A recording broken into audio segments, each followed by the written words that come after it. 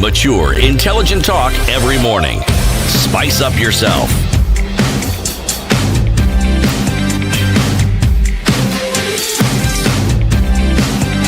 Mornings done right.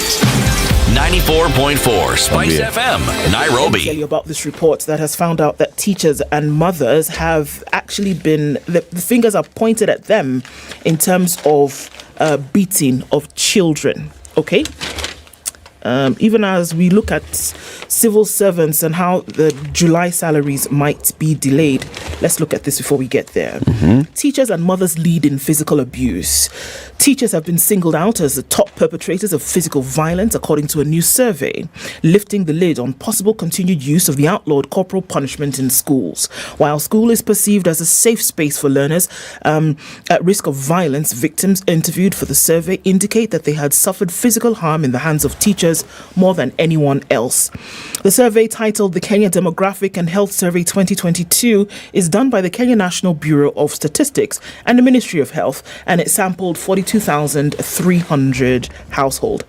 It looks at, among other things, perpetrators of gender-based violence among men aged between 15 and 54 and women between 15 and 49.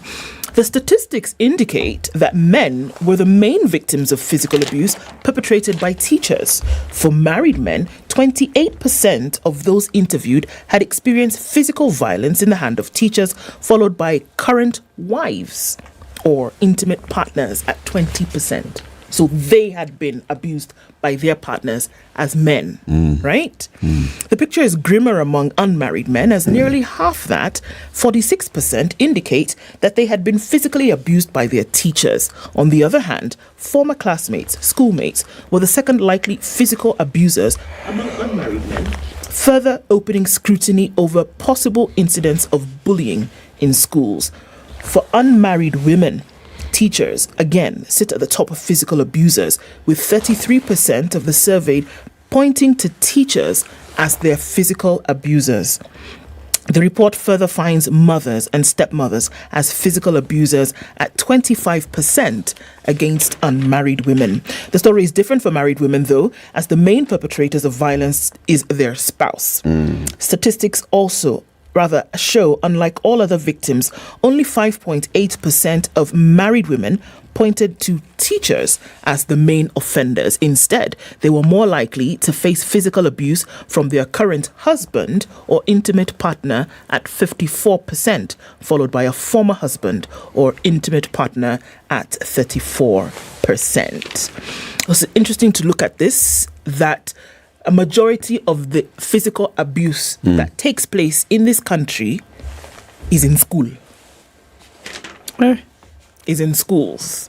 And so this report, you know what, that's what they do. They report what you do, that information later, probably then fuel some of the other things that we see. CT, oftentimes we talk about how somebody manifests behavior in their adult life, and that it can almost always be traced back to incidences when they were much younger, usually within the childhood period.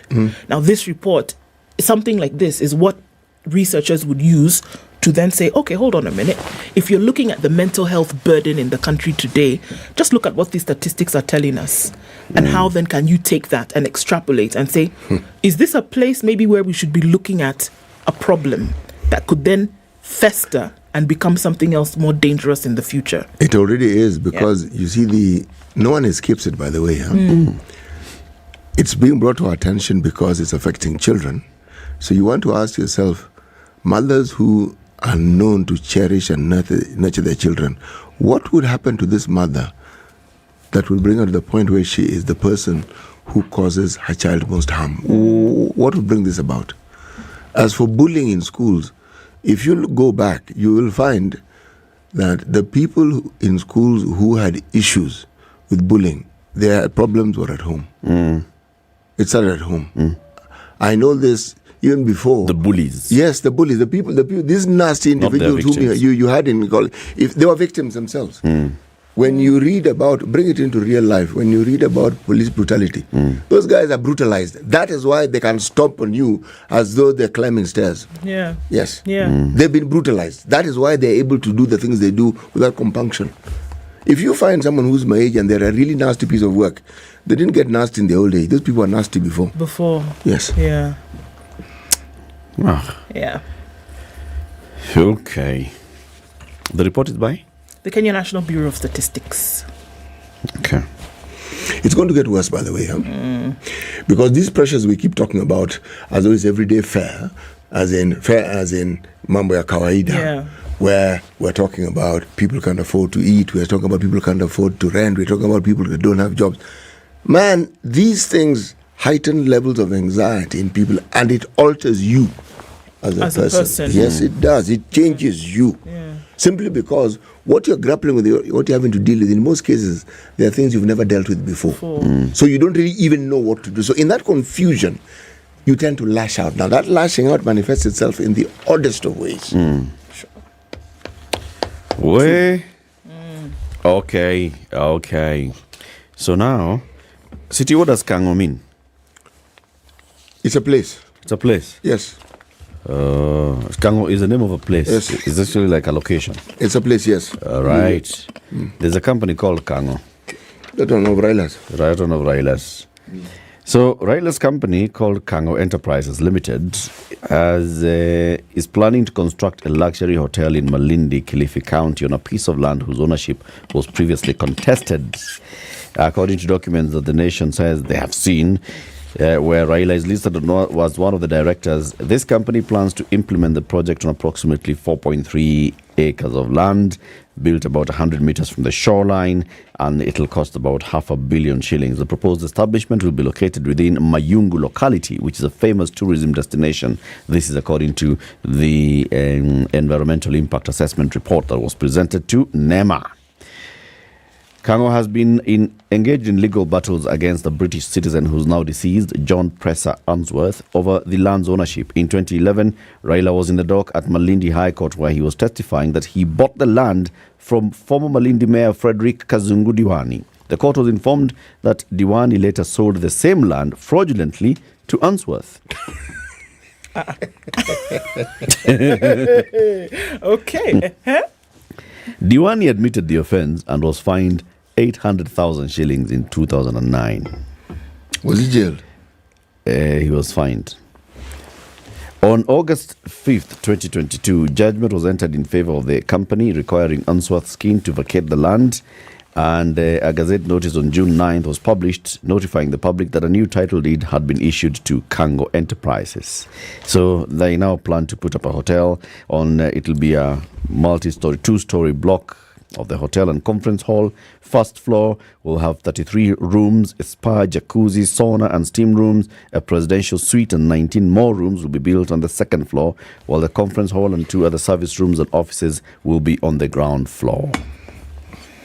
Big things happening at the coastal resort of Mayungu. Nice. Yes. I have another story, but before I tell you that, City, tell us. I'm looking at the story here. Yeah. This one I have an interest in. Tell us. And I like the outcome. Ex-Kemri boss Davy Koech and 36 others in presidential pardon. Okay? According to this article by Sam Kiplagat, in the Kenya Gazette, notice July 21st, Attorney General Justice Muturi published the names of 37 offenders pardoned by President Ruto on recommendation of the advisory board on the power of mercy, meaning tafadhali onea watu huruma. Yes. Let them go. Okay? Yes. This article, this gentleman is now 71 years old. He's going to 72, should be 72. Okay. And he was imprisoned for 6 years for corruptly acquiring 19.6 million when he was Kemri boss in 2006. 19 million. Anyway. Right. Dr. Koech, had written to the president September last year, pleading to be forgiven. The former Kemri boss maintained that he had repaid the money, 21.2 million. He says, and I was nevertheless jailed. He said, yes, took the money, but yes, I paid. And he was nevertheless jailed. He was nevertheless. He's ailing, isn't he? He's been ailing for some time. Dr. Koech was one of the longest-serving chief executive officer of State Corporation, and in the letter he stated that he assisted Kemri Rise vigorously to raise vigorously over 10 billion in research funds and grants. It was a lot more than that, actually. Because the Kemri that people know, most people don't even know that Dr. David Koech was preceded by 2 other directors. Well, people don't even know of them. People know Kemri Koech. Yeah, but actually, he did build Kemri. He allowed research to flourish. He encouraged these intergovernmental associations. Yeah. So everything that you see in Kemri, there have been additions, but most of the things that you see and what made Kemri what it is, Happened in his it time. was under his watch. He is the one who actually laid the foundation. And he was an easy to see boss, easy to access boss. My view is that the problem arose from the length of time he stayed. When you How long did he I think he serve? stayed for 21 years. You know, you actually forget that you are employed. Yeah. That's, in my opinion, that's where the problem arose. Yes. Because had that turned, and he was a research scientist, if he had served, say, 10 years maximum and left, And then left. this problem would never have arisen. Serve 10 years, set up structures, leave. Leave. Let the structures now work. Let somebody else build on that structure. Because in the you see, when you open up the space for research, many other research scientists come up, and people bring in grants. And when they bring in grants, my friend, Kemri is well to do, and Kemri flourishes. Kemri now has what, 14 centers? Wow. Yes, when he left, I think there were 10 there were 10 centers, yes. So Good thing. Good So how many other people were released? plus 37 him, others. plus him, 36 36 others. Yeah. Yes, they were released. Now, when we had the PS, the former PS for correctional services Yes. here, how many children did she tell us were in correctional facilities under 5? She said about 300. Hundreds, right? Yes. So we're talking about hundreds of mothers with under 5-year-old kids Yes. In prison. in prison. Yes. Okay? This committee of mercy, whatever, recommends to the president and says, these people, please release them on humanitarian grounds. Yes. You'd have expected That mothers would that be the majority. children would be on the list. Honestly. Yes, and not only that, that this mercy would be extended because of these circumstances. Yes. A child should not grow up in a prison. No, they should not. And also to look even further at the circumstances under which these mothers are in prison. Yep. Mind you, we already know that the majority of these mothers with small children, the majority are petty offenders. Yep. They are not criminals. Yep. So you would think that the Committee of the Power of Mercy would look into those circumstances and release on those grounds. Yep. You would assume. This is one of the big. I saw this story and I was like, all right, it's okay. David Koech, he had pleaded with the court many times. It's okay for the other 37, whatever the circumstances. All right, I'm not questioning it. But then there are children who ought not to be in these cells. And if you look at the circumstances that led to their mothers being in prison, these are matters that can be handled differently. And this is a conversation that's been going on for long. Of these 36, in addition to Dr. Koech. Koech, I am hoping that at least 30 of them are these women or these mothers who have children, because that would be mercy personified. But if there are other individuals who are there for all manner of combined and diversified reasons, Yeah. Like when you sold air for yes, exactly. something like All that. right? You know what I find strange, really, when I look at this? If you misuse your position and there is impropriety, you should pay. But this yardstick, if we're to follow it and look at people who have diverted state resources, state meant for the country, and the suffering that this has then brought about to people who did not need to have that suffering. Yeah. Then the question you ask is, what should we do with these people beyond plea bargaining or allowing them to plea bargain? What else should we do? Because, as you heard me say before, this is crime against humanity. It Yeah. is. Yeah. This morning, my Uber guy was telling me a story of how his sister went to hospital, goes to the same hospital, same, she's been there. She had a problem. She was asked, do you have NHIF? She said, I have NHIF. This is the problem. We'll sort it out. But I have another card. When the operation had been conducted, she had a problem with assist. Someone in her system, fallopian tubes, blah, blah, blah. Then she is informed that the card can only cater for 10%. Which card? NHIF or the private one? NHIF. All right. So, of course, I asked the guy, what sort of card does she have? She said, well, the husband is a TSC employee and they pay 1,500. I said, that one is a rather serious NHIF card. But NHIF is very specific about what they treat, how they treat, and what have you. Yeah. Did she look into this? Now, why I bring this up is because this absence of clarity and people not bothering to know and understand the terms and conditions for whatever health card, health facility, I'm talking about health because it usually pops up as an emergency. If you do not understand the terms, you may be pointing fingers at institutions and saying that they are causing you harm and that they have failed to fulfill their duties, whereas it is you who did not read the fine print. Yeah. Yes. There was something about, NHIF was offering some enhanced cover for the teachers in the Teacher Service Commission, right? Teacher Service Commission had a different cover. And then the teachers went on to a different one. Yes. So teachers are now actually, Bless you, Eric. in a different cover that's not NHIF. In fact, I'm looking at a story here that was in February this year. The Teacher Service Commission CEO Nancy Macharia said that the contract signed between the Commission and the insurance provider Minet was a result of a directive given by the National Treasury. Remember, now they are under this new consortium that is led by Minet. Yes. So they're no longer under that enhanced cover for NHIF. So teachers are actually now under the Minet cover. So probably that's the second card That she had. Yes. And that second card then would be giving her a bit of enhanced cover.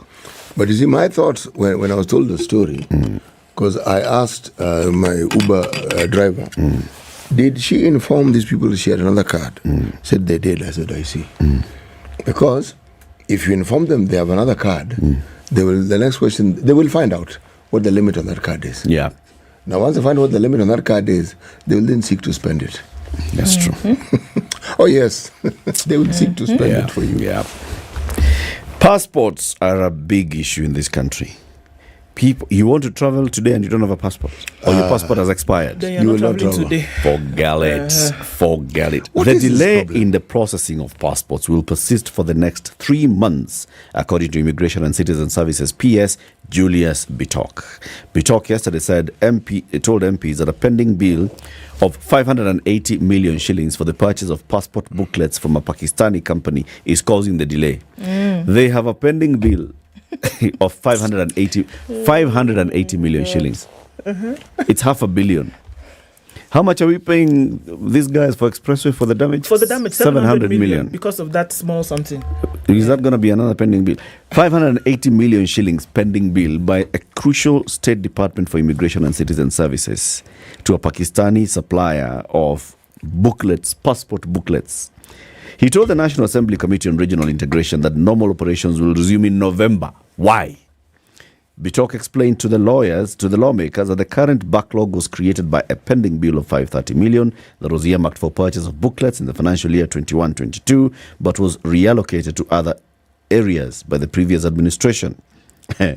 The problem started 2 years ago when the government focused on Huduma numbers and forgot about the issuance of passports.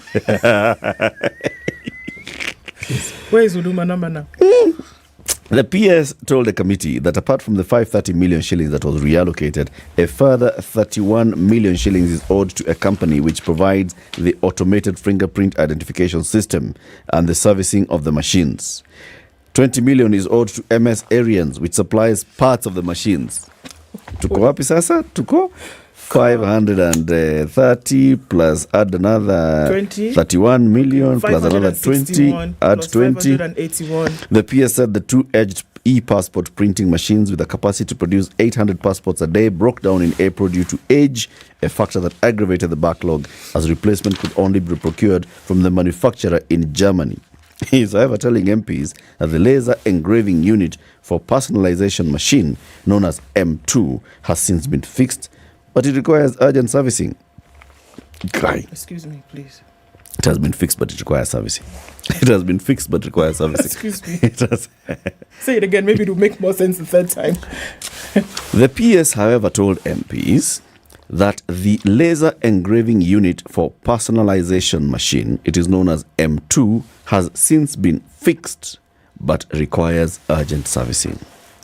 He said the current servers used to process passports were procured 7 years ago and have since been overwhelmed by the numerous applications. The Directorate has been procuring e-passports booklets on time, but the supply and delivery has been a challenge due to delayed payments caused by untimely release of the exchequer and inadequate budgetary provision. Delayed exchequer has resulted in huge pending bills.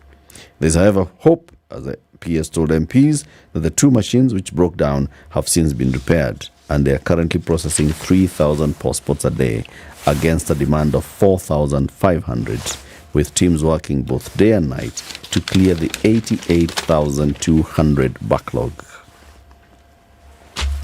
How much do you pay when you apply for passport?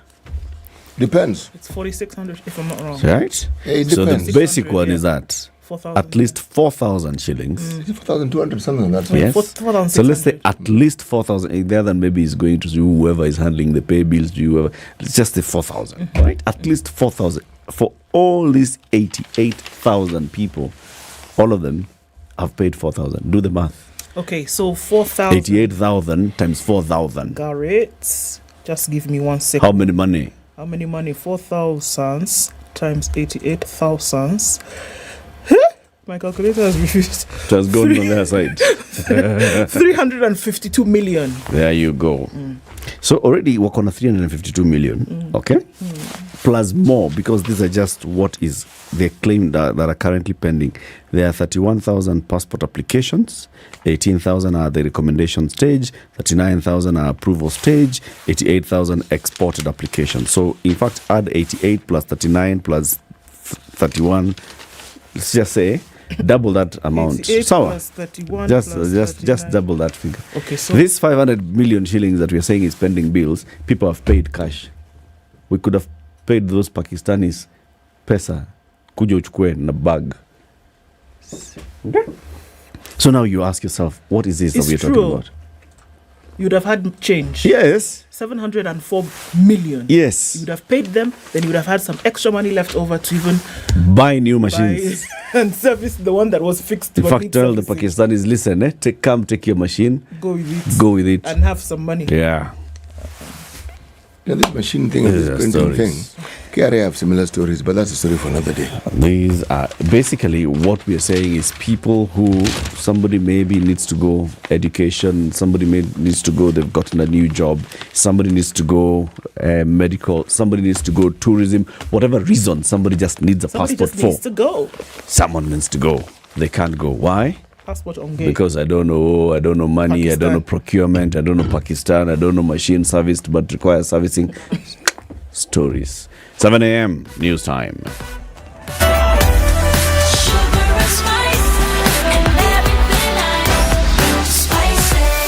Spice up your life. Vibes Radio.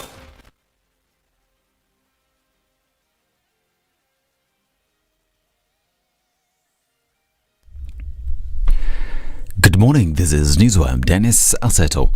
President William Ruto said that he is ready to meet and hold discussions with the Azimo leader Raila Odinga.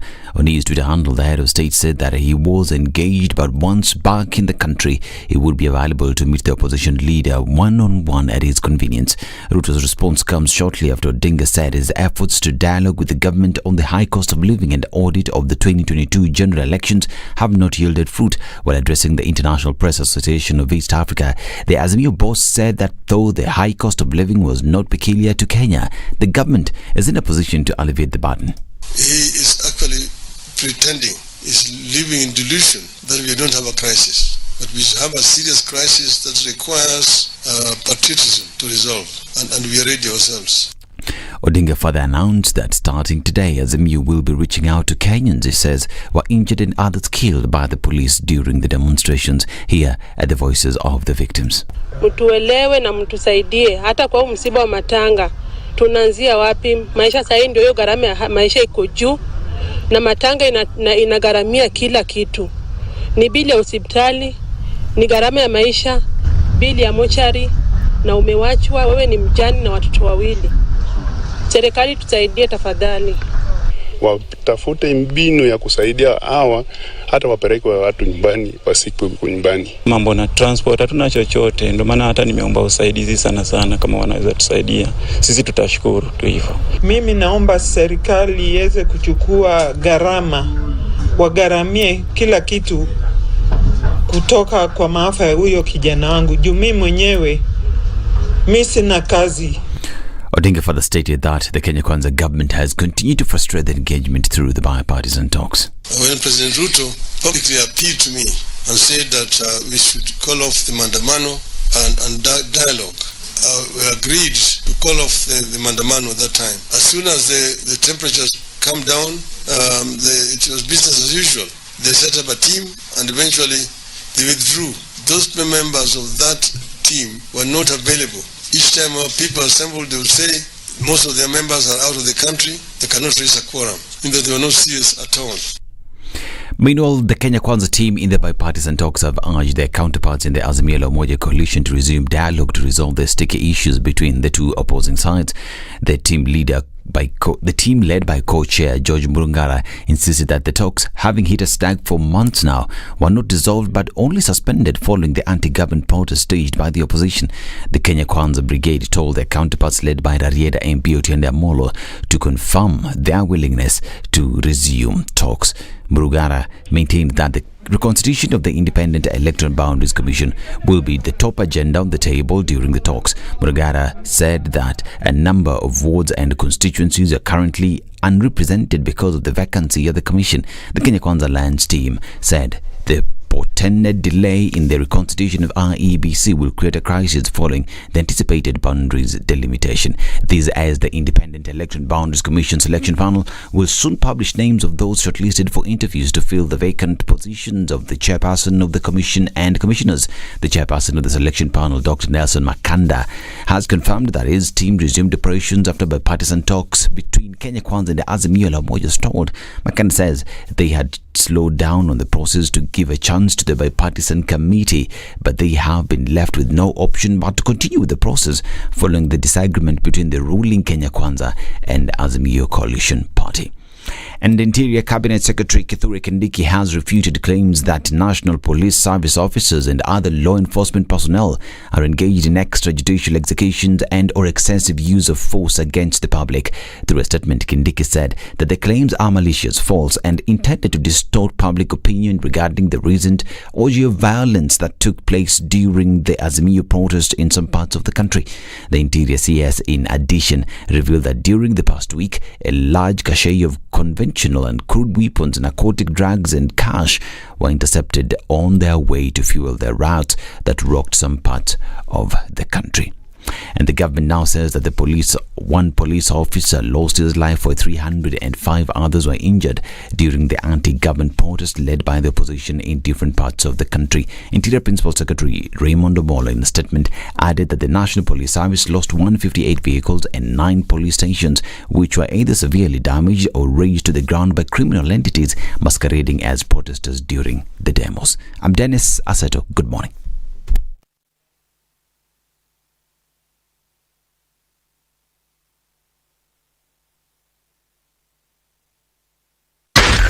Spice FM, Nakuru. All right, it's heavy on the Thika Superhighway coming in through to towards the Pangani Underpass, and we're also seeing movement happening on Kiambu Road. Limuru Road is getting pretty busy, as it is on Waiaki Way and James Gishuru. Pretty early for James Gishuru, but that's happening notwithstanding. Also, traffic coming on Gong Road. We're looking at that building up towards Gitanga, and all of this is going to culminate in James Gishuru, spilling over towards Waiaki Way. Okay, so we're also looking at traffic on Kiambu Road. It's coming in from Northern Bypass, Twinkle Twinkle Little Star. We're also looking at traffic then coming in from Kangundo Road, Manyanja Road and Juja Road. North Airport Road is also piling up quite some, getting towards the city. Let's take a look at what it looks like shortly, but for now we're seeing the build-up of traffic. This Wednesday is going to be a busy one. Let's talk on Spice FM KE on Twitter and keep things moving.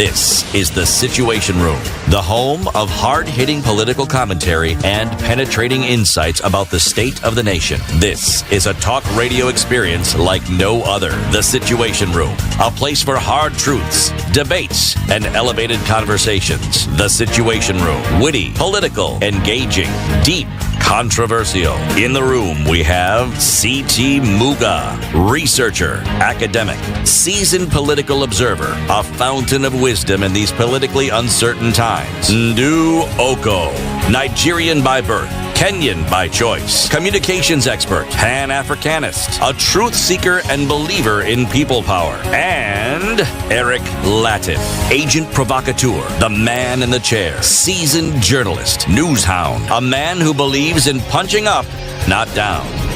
This is The Situation Room, the only way to start your day. How are you doing? Welcome to the second hour of The Situation Room. We're live on Spice FM, on KTN Home, on YouTube, and on Facebook. Apologies to our audience on YouTube. We had some issues earlier, but now the stream is streaming. It's doing the thing that it ought to be doing. So karibuni sana, everybody. It's Wednesday, the 26th day of July, 2023. Have you bought Colgate lately? If you haven't, even if you have, just go back to Naivas and buy another tube of Colgate, or 2 or 3. Because what you are actually doing is, in addition to just buying your own toothpastes, you are also helping Colgate to give water to at least 150,000 people. 30 water wells being sunk in several parts of the country, identified by Colgate and their partners, and they're saying all we need is your support in this big initiative to supply water to people who have hardship accessing water. This is just buy Colgate at Naivas Supermarket. That's it. Buy Colgate at Naivas. Hivo too, and you're good to go. And you're good to go. 3 episodes of Showmax's Faithless are out. 3 episodes are out. The 4th one drops tomorrow. It's Showmax's original title, Faithless. CT will be watching tomorrow and says, you know what? Oh, today is the day you're going to watch the 2 and 3. Binge watching. Watch the movie ahead series of tomorrow. Okay, 2 and 3 will be watched today, and then tomorrow inside. All right. And if I delay tomorrow, Friday. If I delay Friday, Saturday. Okay. Sunday I will not watch. You will not watch on Sunday, but you will be watching at least. Okay, between today and Saturday, CT will be watching episodes 2, 3, and 4 of Faithless, and Correct. you should too. You ask, how do you do this? How do you find out the intrigues of this latest crime drama by Showmax? You log on to showmax.com, you make your payment, you sit back, relax, and enjoy. Indeed. And then also, let me remind you about the government's affordable housing platform. It's called what? Boma Yangu. bomayangu.go.ke. This is where you go and find out the various projects that the State Department for Housing and Urban Development is actually managing across the country. Affordable housing projects. If you go there, you'll find the Moke Gardens in Athi River, King's Boma Estate in Ruiru, King's Sapphire in Bondeni, in Nakuru, Starehe Point 1 in Starehe constituency, and many others.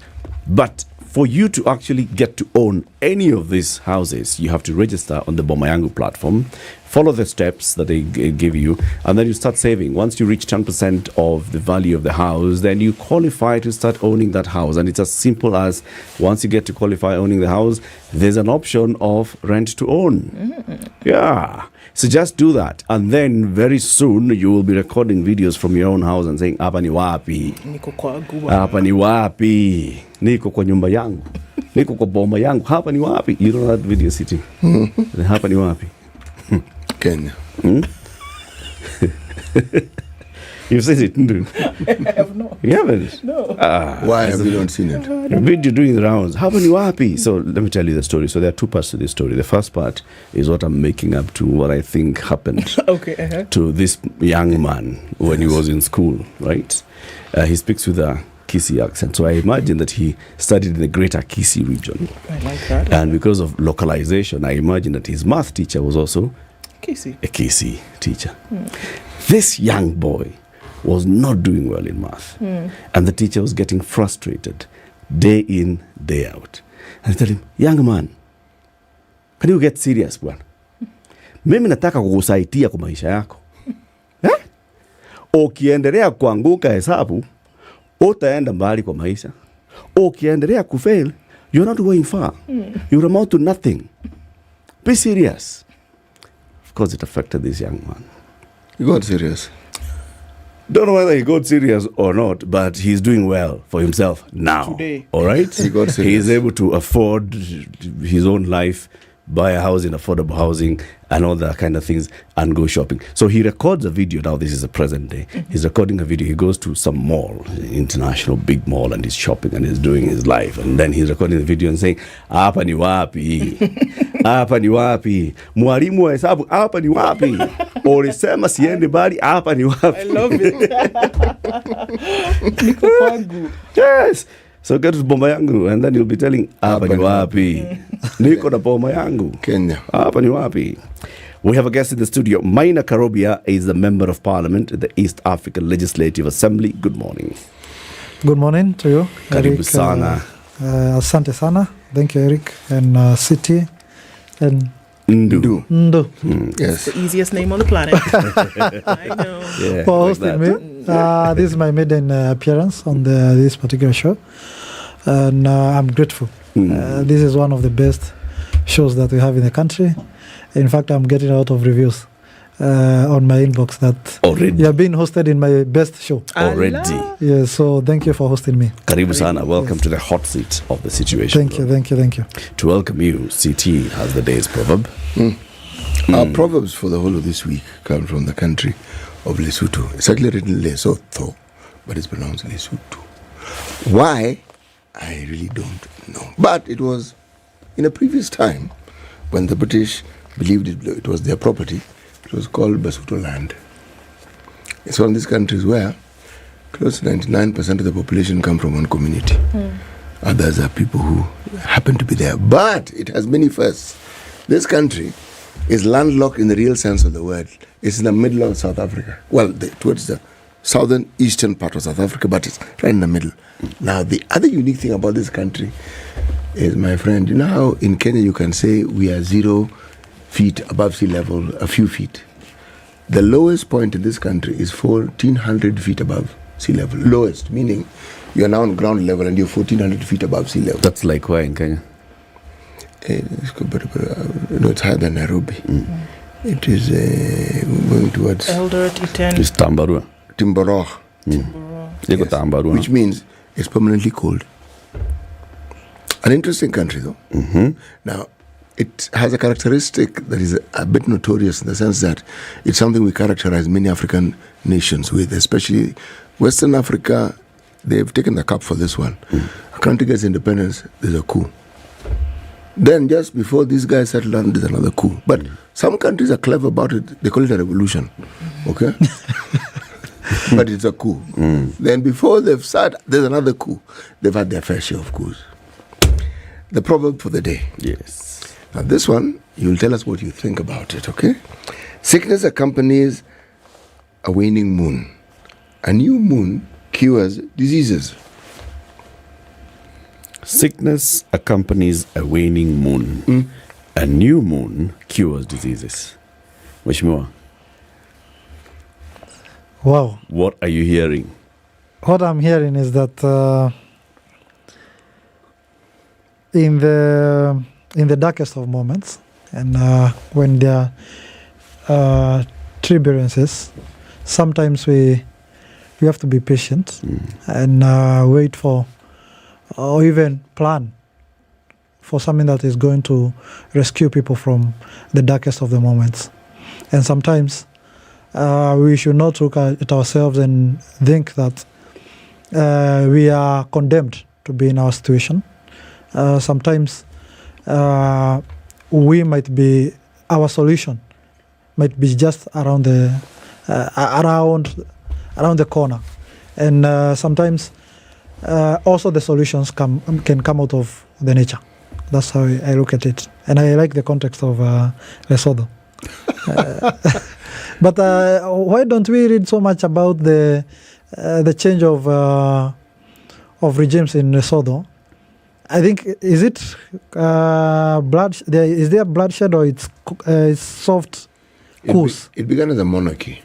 Okay. So the first problem they had, the person who was the king was told to step aside, went into exile.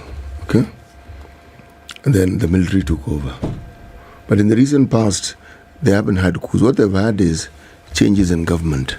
Someone comes in as a prime minister, there are a few disagreements, there are changes. It's a problem that many countries that have had a monarchy have. When they now have a constitutional government that has a parliament, you'll find the monarchy has followers. These individuals who then get into power and form a government also have followers. So it's usually that balance and whether the military supports one group or supports the other. Now, the uniqueness, I said, of this country, literally everybody comes from the same tribe. Sure. So they don't have tribal issues per se. They may have clan issues, but when you have a monarchy, that's where the divide comes in. Yes. Wow. And by the way, there are not many. In terms of people, there are around 2.2 million. So meaning Nairobi has over 2.5 times the number of people in the country. Yes. All right. So there's still a monarchy though, right? Yes, but ceremonial. Okay. Haya, what do you make of his interpretation of the proverb?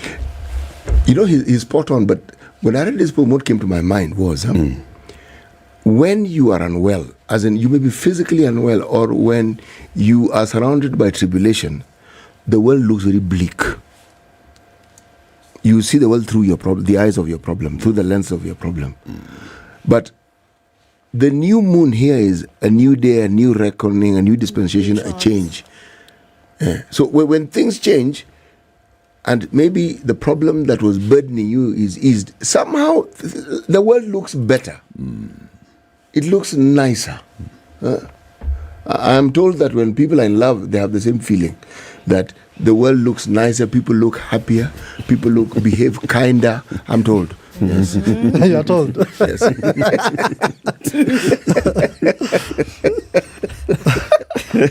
Okay. Mheshimiwa Maina Karobia, yes. This is your first time as a member of Parliament of the East African Legislative Assembly. Yeah, sure.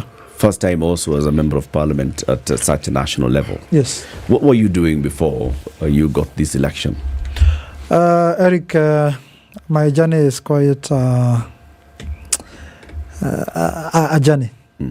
My journey was journey. Journey is a journey. Hapa ni wapi? Hapa ni wapi. So, before then, I was actively involved in the youth campaigns of the ruling party. By then, the campaigns of His Excellency Dr. William Samoei Ruto. We met around 2018.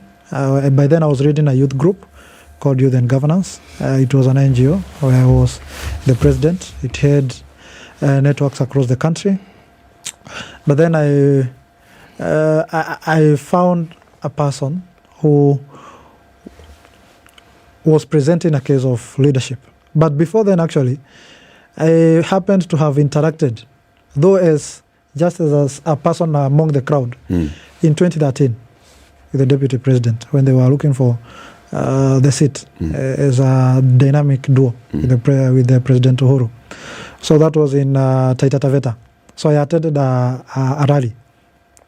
So in the kind of speech he made there, I was among the crowd. I was not in a VIP section.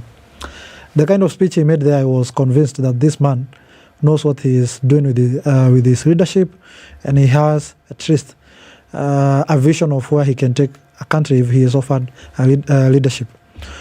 So from then, that is from 2013 all the way to 2017, we have not interacted. So 2018, in my circles as a youth leader at the national level, I was exposed to also young people in leadership. So it's from there we formed a lobby group called Youth for Ruto, which was now to lead the campaigns in the run-up to 2022 elections. Over time from there, I also participated in volunteered actually. I volunteered in his communication works. Remember, campaign is all about communicating the agenda that you envision to do when you assume leadership. So I was volunteering, and any other necessity in terms of campaign that would have taken place between 2018 and 2022. So I was able also to mobilize young people across the country under the Lobby Group of Youth for Ruto. When the party came, I was able to transition this particular youth to the party, the UDA party. In fact, I'm among the very first people who by then visited what you would call Jubilee Asili. You remember that? That the new picture office that you people had come up with. Exactly. So we were able to transition our support base to the party. And from then we were able to volunteer also at the party. I was the party secretariat. From there, I assumed leadership in the UDA Youth League. And it is from my participation, even in the by-elections that were coming along the way, that also my leadership was also noticed. And from there, when the president and the deputy president assumed leadership, in African society, you can go and hunt an antelope. But once it is hunted, it's upon the people who are in the hunting party who are supposed to share what was hunted. So I was able to be given a piece of the antelope, and that is the position of Member of Parliament in the East African Legislative Assembly. What's your shareholder number? My shareholder number is that I think I'm member 1,200 and something. Yeah. In the shareholder. In the party. In this company. In the party. No. Okay. Yes. So what this role then that you have taken up, what does that then now mean that you do for Kenya, and how does that translate from what you had been doing before? Yes. And in this new role, what do you realize your responsibility is? Wow, that's a good question. First of all, what defines my role as a Member of Parliament is the foundational principles or the pillars of East Africa community. Among them is the custom union, common market, monetary union, and also what you call political federation. Among those pillars, that's why I derive my roles, because my legislation and my statements must align with those particular pillars. So even my laws, my bills must be in line with that. And so far, we have been able to have to largely legislate around the common market and custom union. What we are working towards is what you'd call also around the common market, where we can have what you call mutual recognition of professional qualification, where a person in Kenya can easily practice his or her profession in either of the countries in East Africa. Okay. Like, for instance, a lawyer, a doctor, surveyors, engineers, all that. And it begins... A teacher. And a teacher. Please. Yeah, actually, because I'm a teacher also. It's good I say that. Mutual recognition of professional qualification, because as of now, unless there is a unique gap among the countries of the region, the partner states, that's when you find people coming around. But the continuation of what I'm doing, what I was doing as a youth leader, and now as a Member of Parliament, because I'm also still a youth leader, is that I'm working around a bill on East Africa Youth Council. Remember, we have the youth councils, the national youth councils. Pretty much in Kenya, it still has a lot of work to be done. But at the regional level, I want us to have an East Africa Youth Council where young people can freely express themselves. They can be able to influence decisions. They can be able to even have this East Africa Youth Council serve as an incubator of future leaders. Last week, and it's the reason as to why I have been interested with what city was given an example of Lesotho and the South African leadership system. 2 weeks ago, I was in South Africa, and it was a conference around youth and ICT. But the conference was bringing people from across the continent. So I interacted with a person from Gambia. Previously I had read about the youth of Gambia because it is one of the strongest. It has one of the strongest youth councils in the African continent. So I met a real example. I met with a person who can give me real information about what they do, and the influence of the Gambian youth council is that even leaders, they influence even the selection of the minister or ministers in the Gambian government. And that is the kind of influence I envision with this particular National Youth Council. I believe, Eric and Ndo and City, that the people who can drive the integration process of East African community are actually young people, because to a large extent, the older generation have that prejudices that we look at each other from the point of Wakenya wako na Ukenya mwingi, Watanzania wako na Utanzania mingi, watu wa Congo wako na kudansi kwingi.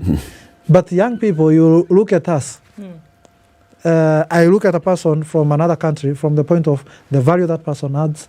I look at that person from the best practices that they have in their country and what I can learn. Like the Gambian example, what the best practices I was learning from that person. I didn't look at that Gambian friend of mine from the point of, you are from the farthest part of African continent, and maybe we don't have anything of value that we can learn from each other. But let me say that the people who can best drive the integration process are young people.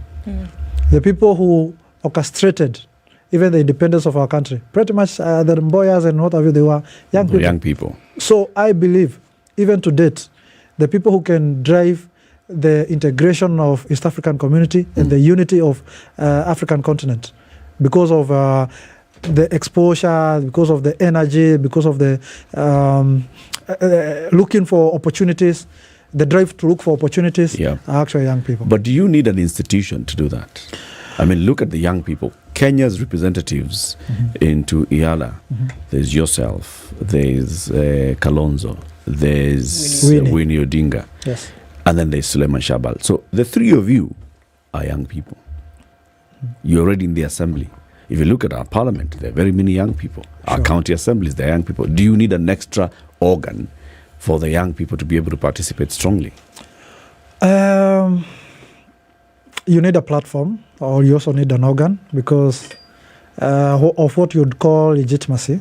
From the point of, when I'm speaking, I can have, I can talk from an institution that is specified or has specific objectives around the youth issues. Sometimes you'll find, today, if I speak as a member of parliament, or if I speak as a member of parliament, and I speak about youth issues, the youth outside there will say that I'm speaking as a politician, and maybe I'm very genuine with what I'm talking about. So sometimes it's good you offer them a platform upon which you can have, from your position or as a member of parliament, and them in their legitimately recognized institution as a youth council, you can have an interaction so that they also feel they are being given a platform to express themselves. Otherwise, if you leave them without a platform upon which they can express themselves, you'll be assumed to be speaking from a political point of view and from a selfish point of view. Now, I am 65 years old. Should people who are of my age also form a group and call themselves whatever it is? You're a minority and marginalized. I understand. You should form now one group for this special group of people. No, you are absolutely right. But I was going to push it 60 years. We are not a minority. We are actually dying off. I would put it around 50 going onwards. And I would look at people who in this country own the certain means of production. See, now, one group has numbers. The others have an abundance of material wealth. Okay? Now, I am simply saying, by raising this issue, that even when people caucus, the formation of a group arises from an understanding that people have already caucused. You are merely formalizing it. And formalizing it, there's a hope that you will then be able to harness the enormous benefit you see. Now, people who have resources already do that. They are in companies, they are directors, they are in boards. They already do it. And there are organizations that will actually oversee the work. Like, for instance, you say Kenya Association of Manufacturers. You really need to be a manufacturer. Is that not so on that business? But the question I'm asking now, when it comes to the youth, what will be the clarion call? What is this thing that you are going to put as the fundamental pillars that will guarantee that what you hope to achieve will be achieved, because you don't remain a youth forever. You will get old. Yeah, sure. And one of the things that will most definitively happen is when you get into a position of authority and power, you will change. So I think what the objectives that would make the youth to actually be the driving force, or even to caucus and also be able to have what you'd call considerable power, or the reason as to why they should actually caucus is because, first of all, we are beginning from the point of inadequacy or lacking resources, for instance, or access to resources, also access to information. Remember, this, like you said, the older generation have an advantage of resources. They also have an advantage of information. Not necessarily. They have an advantage of specific knowledge and a greater breadth of that knowledge, exactly, born over a longer period of yes, time. But if you're talking about just the availability and the access to it, yes, younger people have a quick access to it. Older people tend to be a little reluctant to acquire new information. Now this is the point. The fact that they have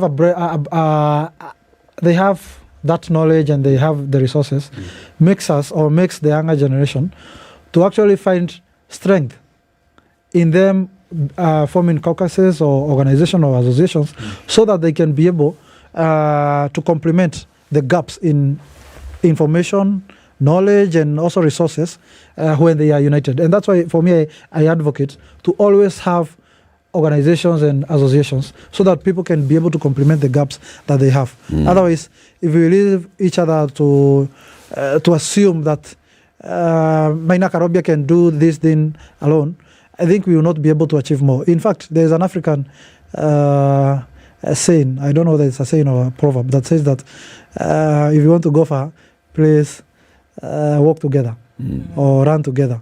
But if you want to go fast, walk alone. So because we want to go very far and we want to achieve more, we better form associations and organizations. Right. Yes. So you're advocating for institutions. Yes. All right. Let's and take actually, a break. The effectiveness and independence of those particular institutions, even at the local level and also at the international level. After the break, let's talk also about the local level and what the youth are doing and what they're observing in the country and what the youth should be able to do. 26 minutes to 8. This is Kenya's biggest conversation, hosting Minor Karobia. He's the Member of Parliament at the East Africa Legislative Assembly. On the 29th of October this year, we'll be celebrating 20 years of running. Kenya's largest single-day athletics event is back this year. It's bigger. Get ready for the 20th edition of the Standard Chartered Nairobi Marathon. Please start registering as early as you can. Register today. Only 2,000 bob. Go to nairobimarathon.com. That's nairobimarathon.com. The date again for this year's race? 29th day of October. It will be a Sunday. This is the Situation Room, the only way to start your day.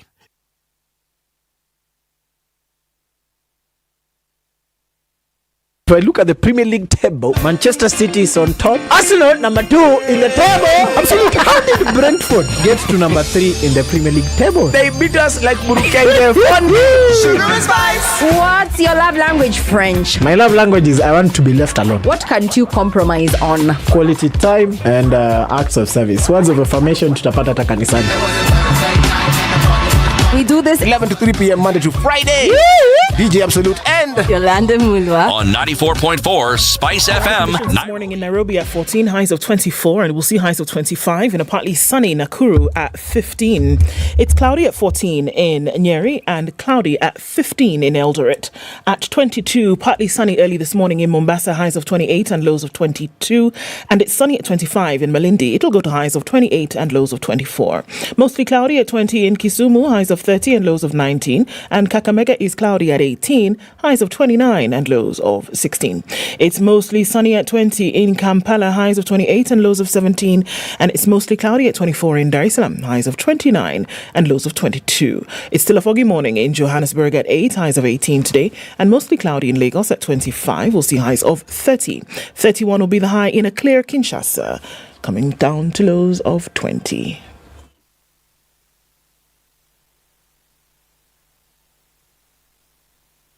Mature, intelligent talk every morning. Right. 94.4 Spice FM, Nairobi. Action on Lunga Lunga Road is going to affect what's coming on to Likoni interchange and touching a little bit on the southern bypass. A lot of movement there this morning, as well as what's going on Jogo Road. And then getting into the city from Kamkunji at the roundabout, there's heavy traffic on Haile Selassie, joining with what's coming in from Gong Road in the other direction. And it's busy on Uhuru Highway through into the CBD. We're seeing some coming out of Wayaki Way, and also the Thika Superhighway continues to be busy. You're coming in from Githurai. Traffic then all the way through towards the Pangani underpass. Slowly. You can use the service lanes until you get to Survey, where you're just going to have to wait it out and squeeze through the tunnel. All right, on Kiambu Road is also piling up as well. It's going to be a busy Wednesday, but this one we can keep under control, I think. Yes. Let's talk on Spice FM, KE on Twitter, and keep things moving, whichever way.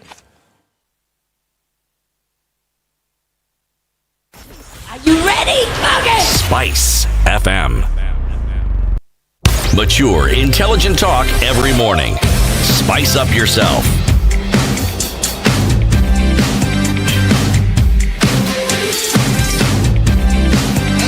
Mornings done right.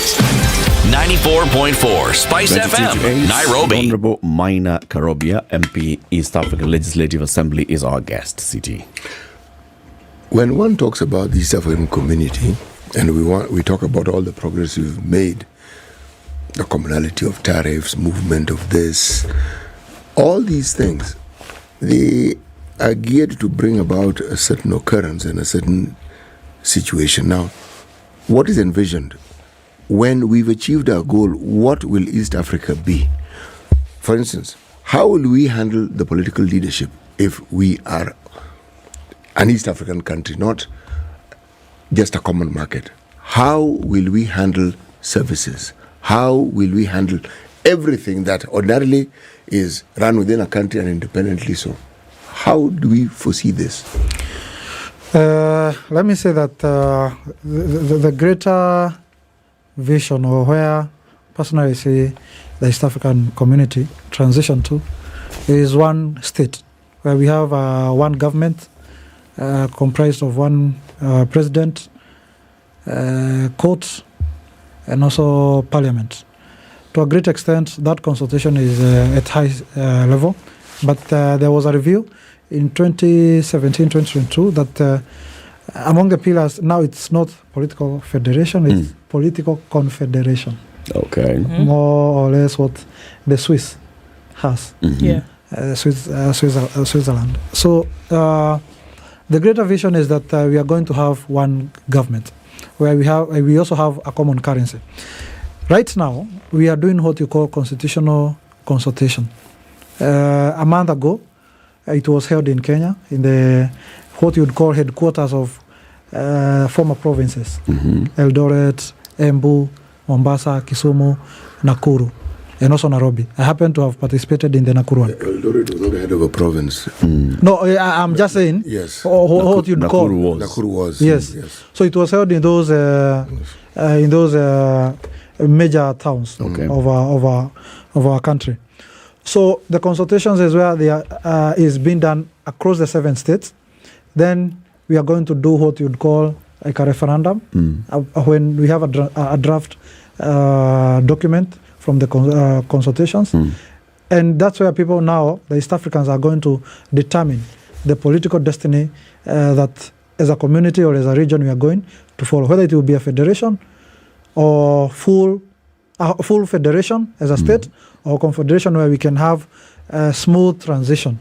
In terms of services, I think those services are going to be what we would call midwifed by the pillars that I talked of: common currency, custom union, and common market. But by and large, right now, we have so many laws and policies that are easing delivery of services and what have you, and goods, but still states are still held with, they are still claiming their sovereign power to determine how a state relates with another state. So, and I think the best way we can do as East Africa is we also need to donate as sovereign states. And I like what the president has been talking about, empowering these regional and continental institutions. I think states should not continue holding power and assuming that they can control how the integration process. They need to delegate the power or donate power to institutions that will manage it. That are managing the greater vision of integration and unity of African continent and our region, East Africa. Why do you think the countries are holding on to that power? Is it the politicians in those countries, or is it the bureaucrats in those countries? Like, for instance, the East African point of view, it is actually the bureaucrats. We have a lot of issues with the peoples at the ministerial level. Not only, actually, around issues. The president is giving this particular directive. You find bureaucrats are still trying to manage the situation, trying to manage what the heads of state are saying. So I think at the East Africa level, for me, I find the bureaucrats to be a little bit difficult people to push the integration process. At the continental level, politicians also have issues in regards to the whole unity of the region.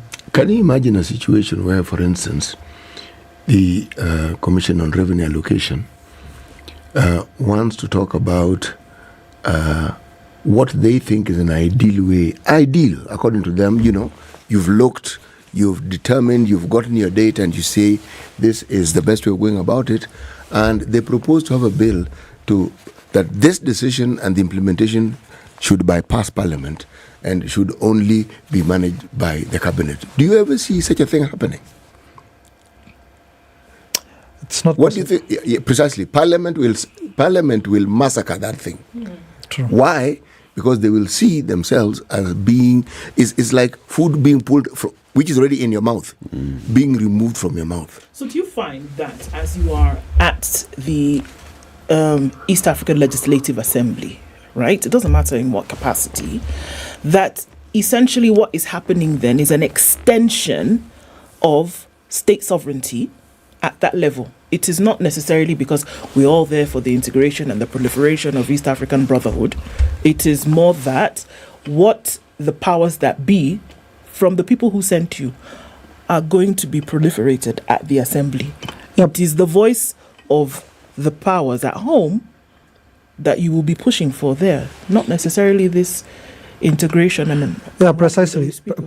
I fully agree with what you're saying. But I also think that one of the reasons as to why there has been that lag behind in terms of the integration process and also harmonization of services and products and running of the affairs is because we have taken too long.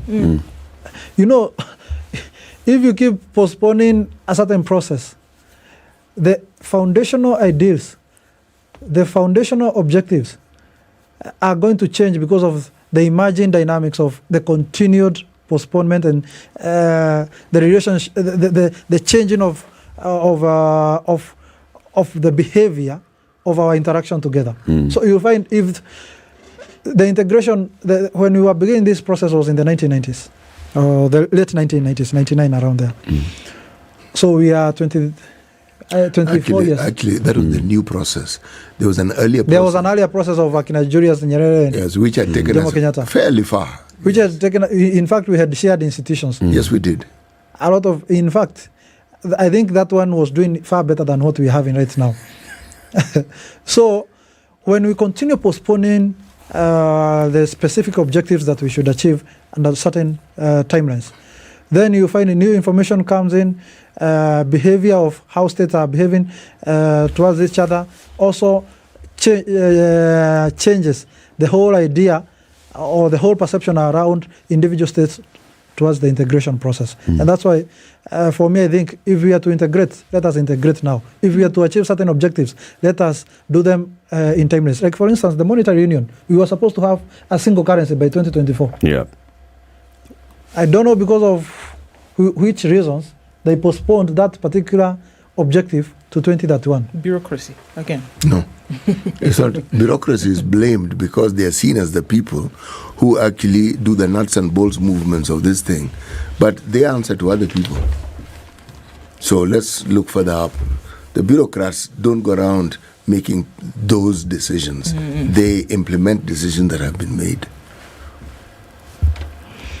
It's a big thing that, ought to be happening at the East Africa level. Yeah, sure, but we have to appreciate that Kenya have been, with the new regime, for me, and give credit to it is due, Eric.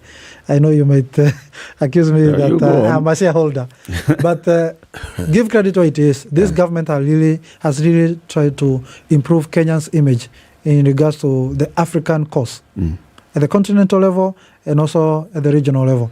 I have seen speeches by the president being made of how we should reform our continental institution and also regional institution. I have seen the Minister of Foreign Affairs. I have also seen the Minister of East African Community talk of how we should lead the integration process, and they are pro that.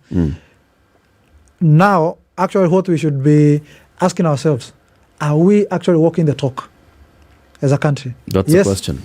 We are talking of integration, we are talking of reforms. Are the words accompanied by deeds? Are we actually, as Kenyans, or as a country, because now when we go there, it's not about Kenyans, it is about as a country, Kenya. Yeah. Are we, at the Kenyan, at the East African community, are we ensuring there is timely remittance of contribution, because East African community is led by contribution? Are we actually opening up our borders to products from other countries, so that we are now talking of a common market? So you cannot be talking of integration process when you have some non-tariff barriers. Then along the way you are closing borders for some products want to come to the country. But even better still, if you are going to preach to your neighbors about how good it is, how they ought to conduct themselves, this term we use, good governance, don't you think you'd have a stronger voice if internally that is precisely what you had? Because they look and say, but these guys are talking about things they do. You can see how it's helping them. So when they tell us, it makes a lot of sense, because we can see. That division between what politicians say and what they do now gets us to what Eric was asking earlier on. We have a situation in this country. Old men talk, young men die. Okay? It's a story of wars around the world. It's not a story of Kenya. Yes. And now we have a situation where you cannot ignore the numbers that young people represent in this country. Or if you do, you ignore it at your own peril. Again, politicians talk. People who are comfortable talk. But again, young people die. Not just suffer, they die, because the life and the hope that they had is extinguished. It's gone. And I'm not talking about people who have been shot. I'm talking about people who had hopes and now have no hope. That's death, because you thought there were opportunities waiting for you, and you come to that realization that this thing is not going to happen. Right. Now, we then talk about the manifestations of some of these things, and we look at the mental health situation of this country. And the people who bear the brunt, again, are the youth. The people who should be gearing up to take this country to the next level are already in a state of despondency. We are where we are.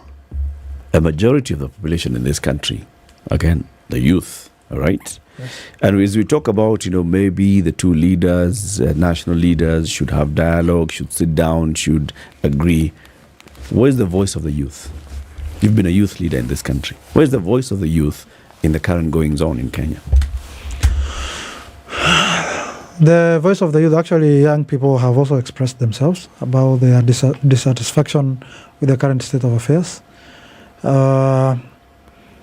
And that's why we are talking of having a strong institution the youth, or the policy document of the youth, actually talks of the National Youth Council being the legitimate voice of the youth.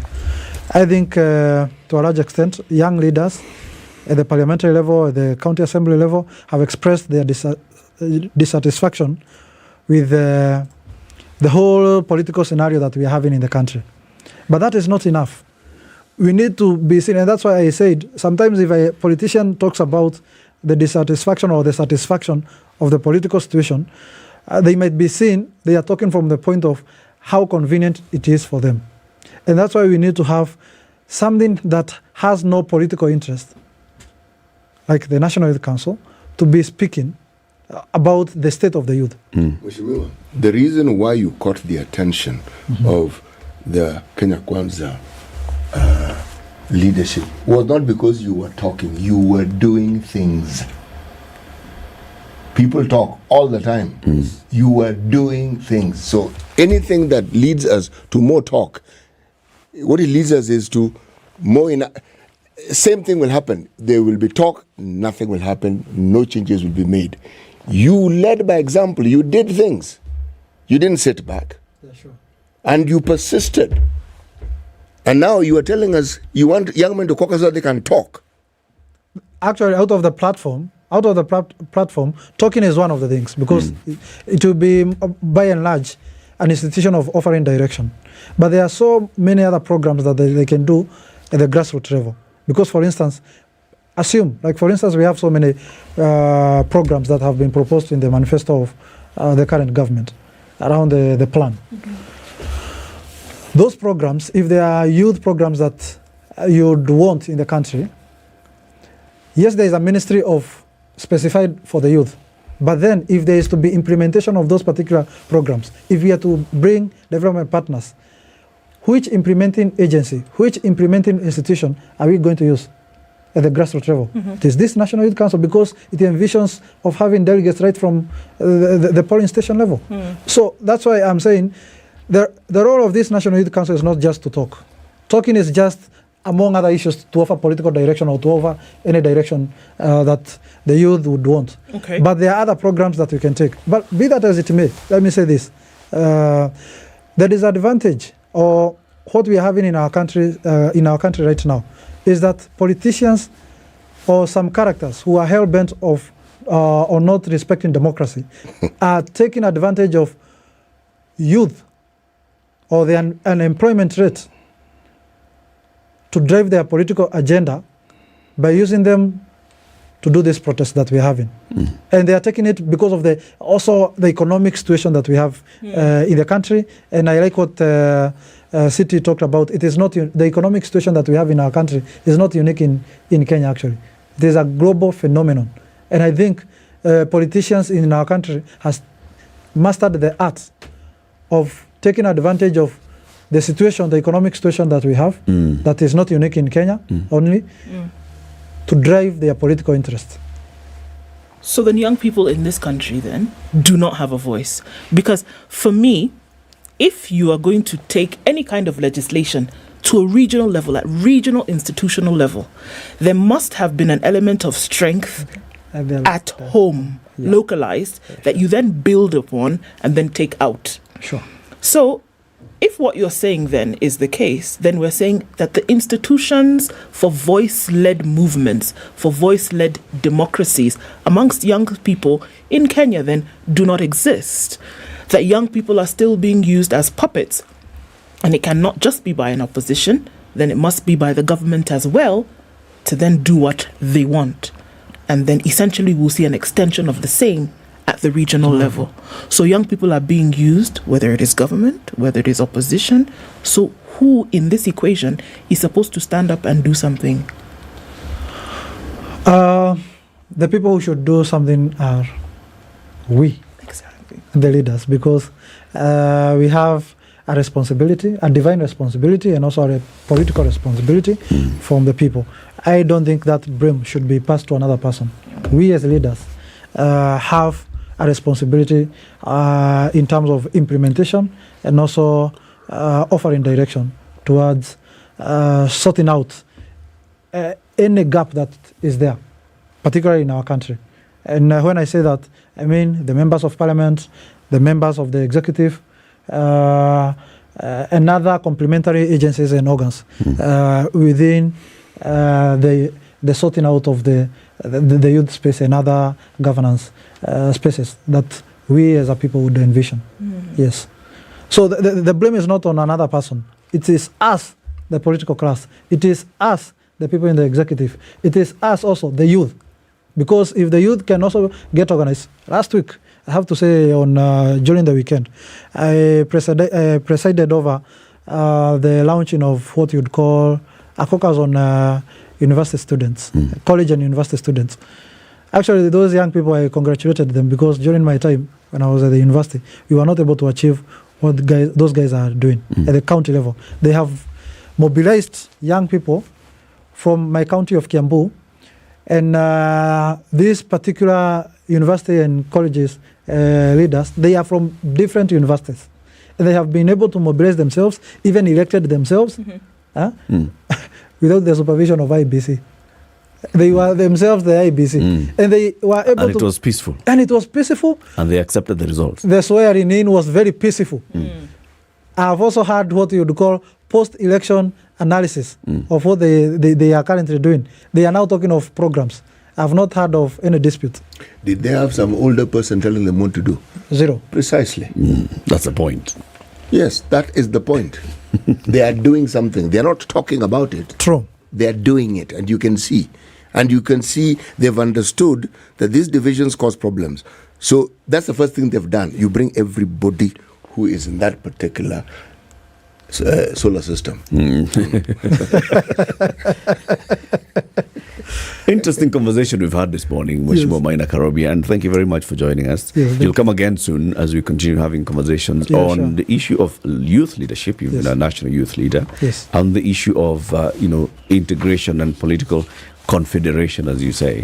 That's going to be taking place. I think now it's in 10 years' time.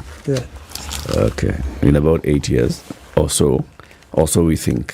Asante sana for joining us. Thank you, and I have to say, Eric, thank you for hosting me. The people who are going to drive this particular integration process, our generation, also with the guidance and sharing of experiences from the older generation. Remember, like what City talked about, the earlier dispensation of East Africa had achieved much. There was shared institution and what it was more deeper. Those particular experiences, that particular knowledge is what actually should inform we young people who are coming in terms of the integration process. Yesterday I was sharing a platform with one of the government officials who stayed in Uganda. He is from Kenya. He stayed in Uganda for 8 years. And he was telling me that there are so many opportunities. It is upon us as a country to realize the opportunities that are there in terms of integration. So I think these shared experiences can help us in driving the agenda of integration and unity, the larger unity of the African continent. Well said. The Honourable Maina Karobia is a Member of Parliament for East African Legislative Assembly. He's been our guest. Please go past by Naivas, buy some Colgate, and you'll be helping make people smile the way you're smiling this morning. Thank you. I will do that. Good morning. 8 a.m.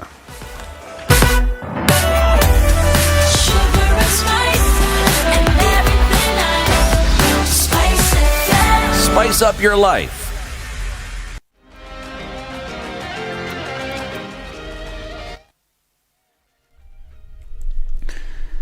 Good morning, this is Nizwa. I'm Dennis Aseto. The Kenya Human Rights Commission has outlined critical issues that the government needs to urgently resolve on protest called by the opposition. Chairperson Rosalino Dede said the commission has in the past week noted trends that are worrying and received reports on torture by security agents. The National Police Service is mandated to maintain law and order while observing and respecting constitutional provisions. Breaking into homes, as was seen in Kisumu and other places, and affecting improper arrests while dispensing brutality and torture infringes upon the rights of citizens and violates their dignity and sanctity of their private spaces. The Commission calls on the police and other security agents to conduct arrests in a lawful and respectful manner, adhering to established procedures and respecting the rights and dignity of individuals. The Agriculture Ministry expects wheat prices in the country to stabilize despite Russia ending the Black Sea Grain Initiative with Ukraine. Crop Development Principal Secretary Kelo Hassama has said the Cereal Millers Association will be granted the license to import at least 2 million bags to plug deficit after mopping up local wheat from the market as the harvesting season approaches. Hassama said millers will now buy a 90 kilogram bag at 5,200, up from 3,700 agreed in 2021 with the Ministry of Agriculture. Additionally, Wasame said the National Cereals and Produce Board has set up dryers to combat the issue of aflatoxin and ensure healthy food reaches consumers. 3 children have died after eating poisonous mushrooms in Bamba, Ganze constituency, and 2 others are still receiving treatment at the Kilifi County Referral Hospital. According to the children's mother, she had gone to the farm when her sons looked for the mushrooms, cooked and ate them. The children later started complaining of stomach cramps and were taken to a healthcare in Bamba. A government has urged universities to embrace agricultural innovation and research to create solutions that will ease the cost of living. According to Prime Cabinet Secretary Musalia Mudavadi, the agricultural sector is the backbone of the economy, contributing approximately 33% of the country's gross domestic product. Similarly, the sector employs over 40% of the total population and 70% of the rural population. And the government is expected to finish the Isiolo Export Abattoir in the next 18 months, which has remained unfinished for the last 16 years. 16 years after its construction, the Isiolo International Abattoir is expected to be completed in the next 18 months, with the Trade and Investments Ministry stating that they have received the required funds to finish the project. This project is expected, just where we are in the initial phase only, to cost approximate $200 million. That is around 30 billion shillings that is going to be here for this particular facility. That is just the initial one. And then also another $100 million or around 14 billion shillings or thereabout, that is going to go to expanding the Isiolo airport, so that when meat is processed here, it gets its way to the airport, and from there it is lifted to a number of countries. Within the next 18 months, it is my agreement with the investors that we'll start to see the first animal coming in here and the first money getting into this economy. And after that, it's going to be very rapid expansion. The government received 42 billion shillings from the Afri-Exim Bank together with the African Finance Corporation to fund the project. 28 billion shillings will go to the abattoir, while the remaining 14 billion shillings will go towards expanding the Isiolo International Airport to accommodate the freighters that will be landing at the airport. So the $100 million investment that we are putting in here is going to be used to expand the runway, provide cargo facilities for both meat and horticulture that is going to come from all this region. And it is also important to note that I've talked to a lot of airlines within this region and the Middle East also. So far I have commitment for 100 freighters which are going to land here. The National Hospital Insurance Fund has admitted to instances of fraud and corruption in the payment of claims to hospitals. This even as it was revealed the fund suffered a 6 billion shillings loss in the last financial year, a loss attributed to non-payment of premiums and the huge losses due to fraudulent payments. These revelations came to light as the National Assembly Committee on Health commenced investigations into alleged fraudulent payments of the medical claims and capitation payments to health facilities. The Robert Pukosa-led committee noticed a huge jump in claims, especially in particular schemes sponsored by the government. This is Newswire. I'm Dennis Aseto. Good morning.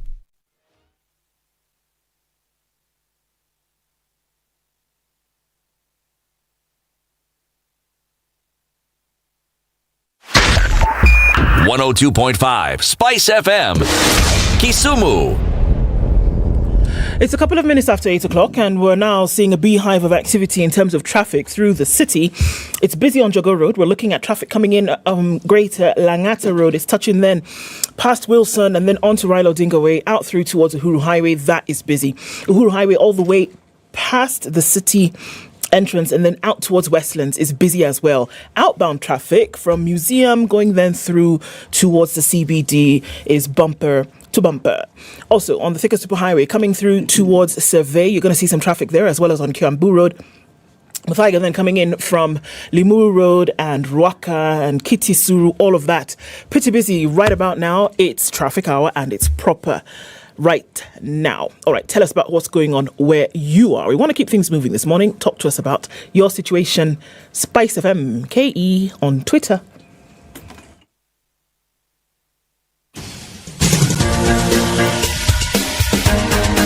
This is The Situation Room, the home of hard-hitting political commentary and penetrating insights about the state of the nation. This is a talk radio experience like no other. The Situation Room, a place for hard truths, debates, and elevated conversations. The Situation Room, witty, political, engaging, deep, controversial. In the room, we have C.T. Muga, researcher, academic, seasoned political observer, a fountain of wisdom in these politically uncertain times. Ndu Okoh, Nigerian by birth, Kenyan by choice, communications expert, Pan-Africanist, a truth seeker and believer in people power, and Eric Latiff, agent provocateur, the man in the chair, seasoned journalist, news hound, a man who believes in punching up, not down. This is The Situation Room, the only way to start your day. It is 7 minutes after 8, on to the third hour of The Situation Room this morning, still live everywhere on YouTube, on Facebook, on KTN Home, and on Spice FM. Ndu, if we want to buy a pre-owned motor vehicle, what's the best thing to do? Let me tell you, all you have to do is get on down to the folks at Automark, which is a subsidiary of CFAO Motors. And what do? They guarantee that even as you're purchasing this pre-owned vehicle, that all the stops have been checked. And what are those stops, you may ask yourself? They're saying, let's make it really easy for you to get onto this journey. All right? A lot of customers have gone through the challenge of having to buy a pre-owned vehicle, and they have been scammed. They have bought accident vehicles. Mileage has been tampered with without their knowledge, and a host of other things. So Automark, being the preferred pre-owned vehicle dealer in the market, says all of these challenges can be avoided. Vehicle condition disclosure. All vehicles will be inspected by their trained inspectors, and the result of the inspection is disclosed to you. Value for money. Prices are fair for each condition of vehicle. Reliable and friendly after-sales support. They take care of the after-sales support in the service shop with a reasonable price. So basically they're saying get on down to Popper Road. The 4th and 5th of August, they'll be having an exhibition about all these things that are available. And they say drive in, trade in, and switch up today. They know pre-owned vehicles like nobody's business. Kabisa. You get in there, you'll come out smiling, and you can help other people also to be smiling, thanks to Colgate. Colgate is helping to sink 30 water wells that will benefit 150,000 people at least in various communities, and all they're asking you to do is please work with them. What do you help them to do? How do you help them? By walking into Naivas today and purchasing a tube of Colgate. Part of that money will go into this project.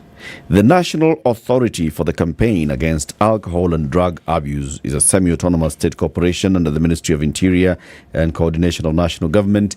It's been in existence for a while, and its main job is to steer the country away from alcohol and drug abuse. The acting CEO of NACA is Professor John Muteti. He's our next guest in the studio. Good morning, Professor. Good morning. Welcome to Kenya's biggest conversation. Thank you. That's the hot seat of The Situation Room. We're going to have an interesting conversation on the burden of alcohol and drug abuse in Kenya and what you are doing to take us away from that. But to welcome you to the conversation, here is C.T. Muga with the day's proverb. Yes, our proverbs for the whole of this week are from the country of Lesotho. Written Lesotho, but pronounced Lesotho. Sickness accompanies a waning moon. A new moon cures diseases. Say again for the prof to hear. Sickness accompanies a waning moon, a new moon cures diseases. Yes. Professor Muteti, when you hear this proverb, what comes to mind? We are saying sickness accompanies a waning moon. A waning moon. And a new moon Cures diseases. Cures diseases. Well, that's from Lesotho. That's an African proverb from Lesotho.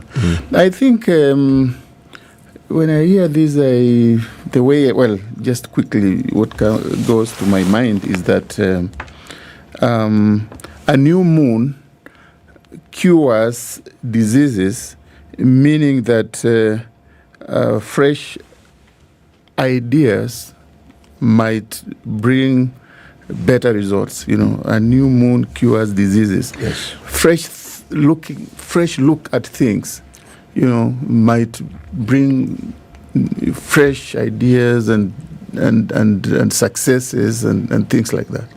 Yeah. So it's important to acknowledge and appreciate the need to keep refreshing. Yeah, new things, new ways of doing things. Yeah, new happenings. You look at them. If it's a new moon and the new moon cures diseases, I look at curing disease as something positive. Yeah, something refreshing, something new, something useful, something which brings happy endings. Like what could be happening at NACA now, for example. There's a change of leadership. That change could be a cure of disease. A new vision, a injection new way of doing of energy. Yeah. A new moon. A new moon. Tell us about NACA. Yeah, thank you, Eric. And NACA, as you've said, is a semi-autonomous government agency, and basically our mandate is to educate the public about the dangers of alcohol and drug abuse.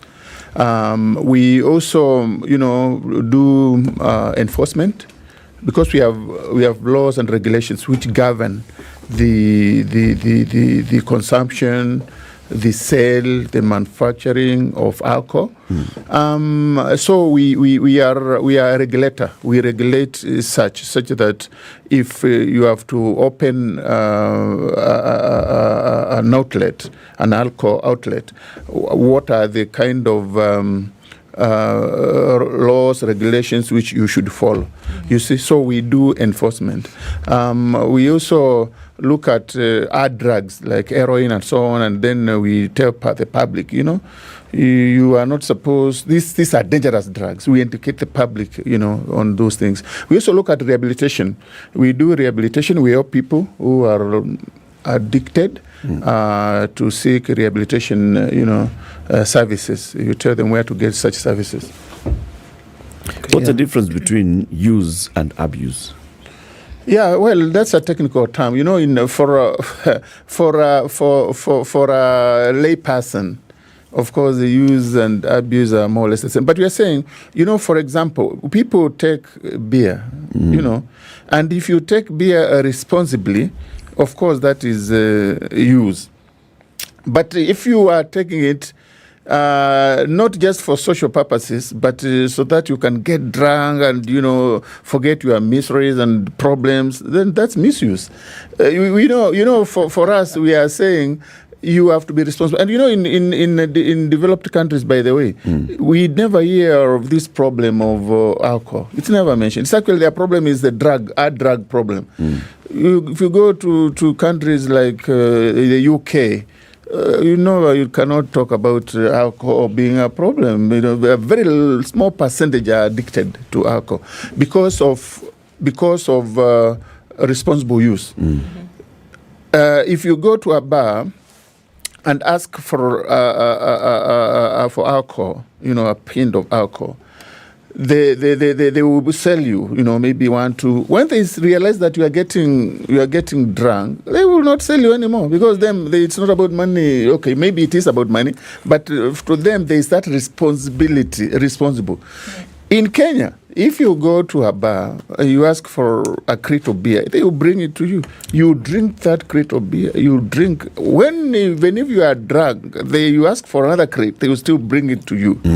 Irresponsible. Customer is king. That's the fact of the matter. But then again, is abuse the same as addiction? Not necessarily. You see, if you abuse consistently, of course, you are likely to be addicted. If you continue abusing and misusing, so that if I have a problem, I will rush to the bar and I will take as many as I can. Then, of course, progressively you get addicted, because when you get addicted, it means that you get dependent. You get dependent to that particular substance. It means that you cannot do without it. Such that if you face a challenge, they start urge always to, if you get 1 day or 2 days without it, you feel that it's a change in your system. You see, now that is dependency, which leads to addiction. Yeah. Okay. Let's look at Kenya and now the work that NACA is doing and the things that we have seen over the last 2 to 3 years. An analysis, should I say, was done a couple of weeks ago, and it came out to say certain things about Kenya being a drinking nation, about young people being then involved in abusive relationships with alcohol, addictive relationships with alcohol and drugs. From what you see, what is the current state of Kenya's drinking problem? Kenya is a drinking problem. We have a big drinking problem. Kenya, especially the youth, we have a problem. And the problem is such that we find that the youth who are out of school, for example, are drinking more and more. It's a big percentage of the people taking alcohol and also drugs are actually the youth between 24 and 35 years. This problem starts early. It starts in primary schools. Even, because there's the age of initiation, which in our survey, which we did and we released in May, shows that children as low as the age of 6 are taking alcohol. And actually, they take alcohol from their families. They find their father has come up with has got beer in the fridge. They just sip. So they have taken. We are not saying that they are regular takers. They are regular takers of this substance. But they are saying that at least they have taken alcohol. And this happens at the home, scene where, you find people, parents, poor parenting, parents carrying drugs, cigarettes, and taking them at home. And you find the same with cigarettes, cigarettes still, they see their father smoking around. When the father is not around, the kid snatches a stick of cigarette and they go out there and they smoke. So this is a problem which starts there. It goes to primary schools. You find that a big, a good percentage of kids in primary schools are also smoking and they are also taking alcohol. They progress to secondary schools. The problem becomes worse.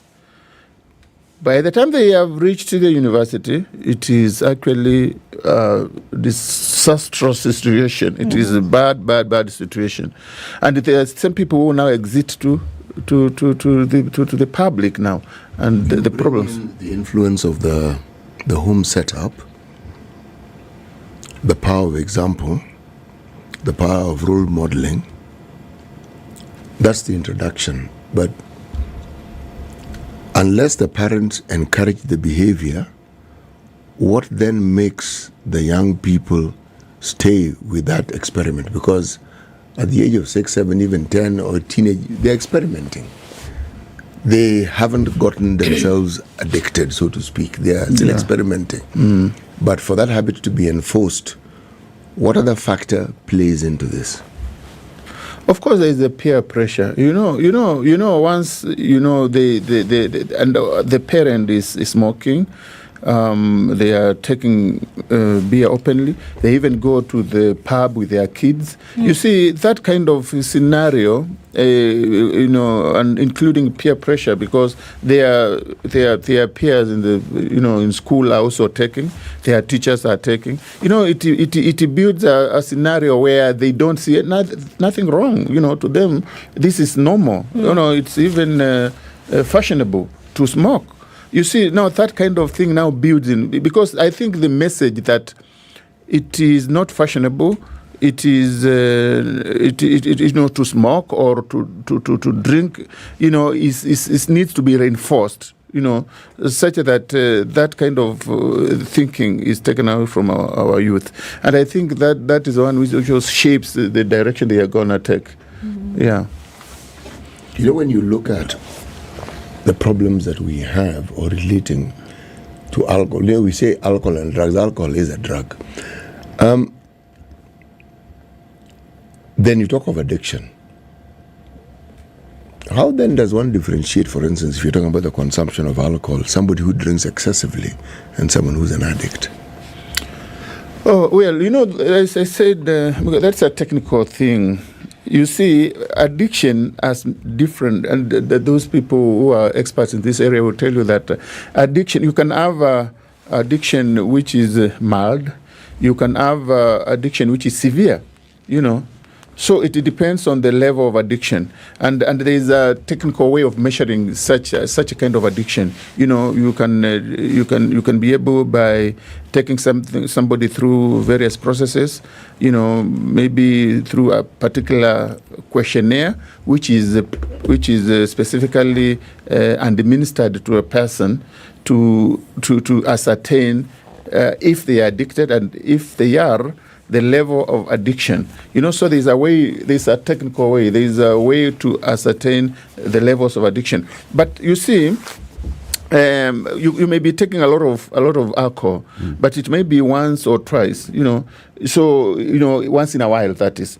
That may not really lead to addiction. But if you are continuously taking that alcohol and you become dependent, then we can be able to say, depending on the nature which your dependency is taking, that you are addicted to some level. Mm-hmm. So if it's mild addiction, maybe it means that you have urge to take alcohol, and you may not be able to do without it for a day or two, or you cannot even survive, at all without alcohol. There is a way we can measure and tell that yours is a mild addiction, yours is a serious addiction, severe addiction, and this is what we're going to do. These people you find in the rehabs are actually people with severe addiction. Okay. Yeah. Can I go back a little bit, talking about what Kenya's drinking problem is? Obviously, NACADA has seen some of these trends.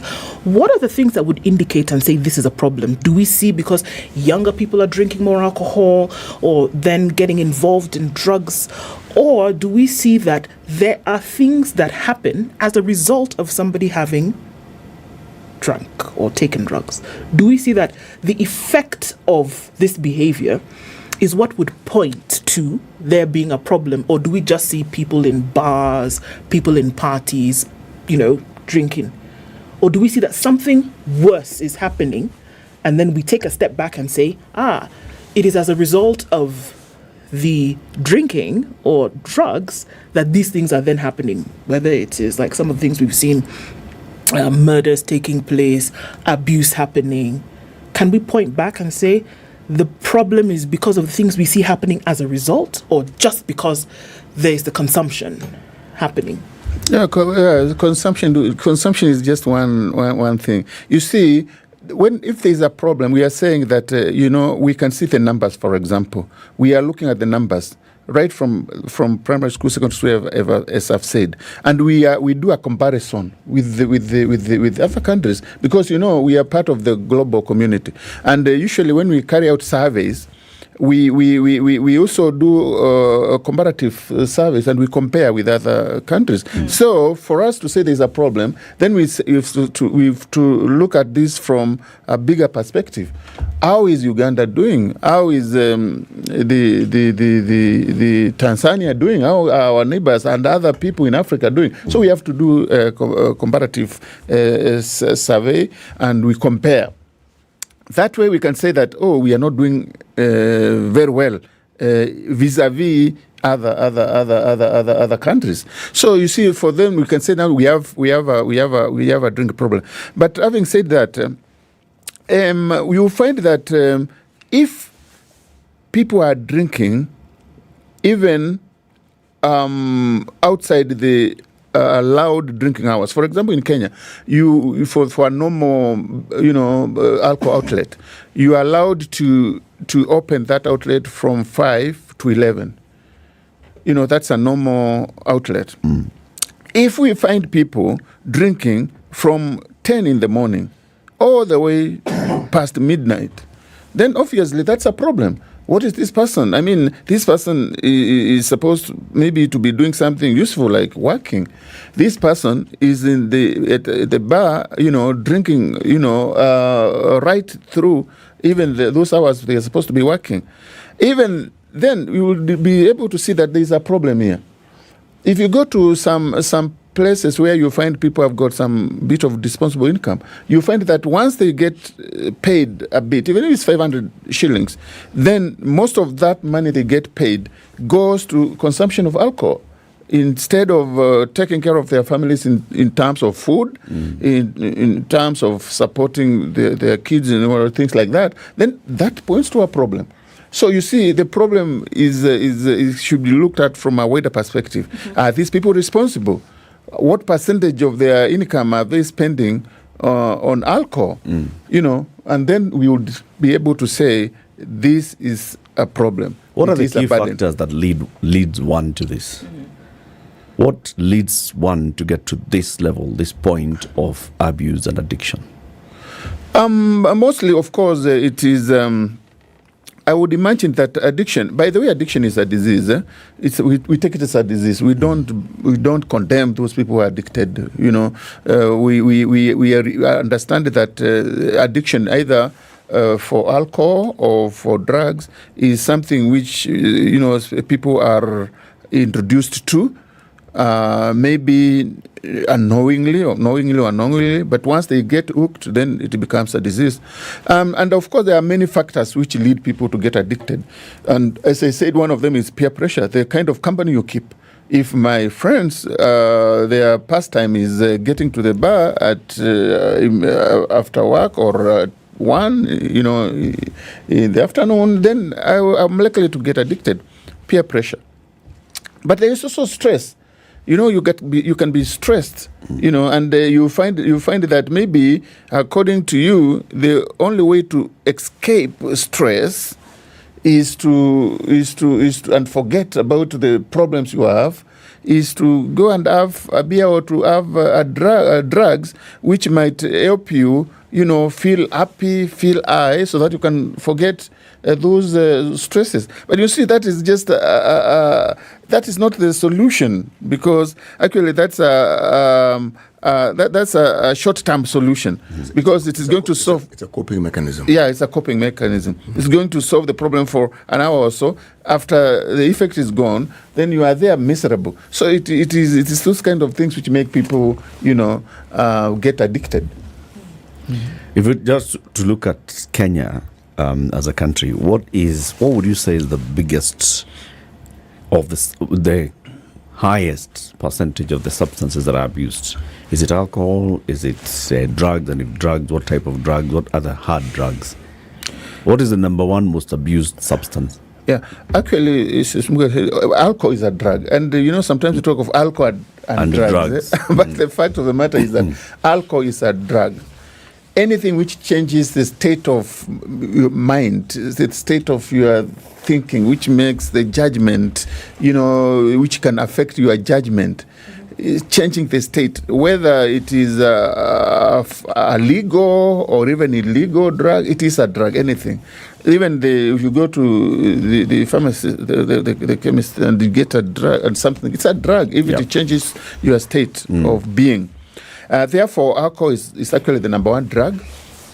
In Kenya, we find that about 11.8% of Kenyans actually take alcohol.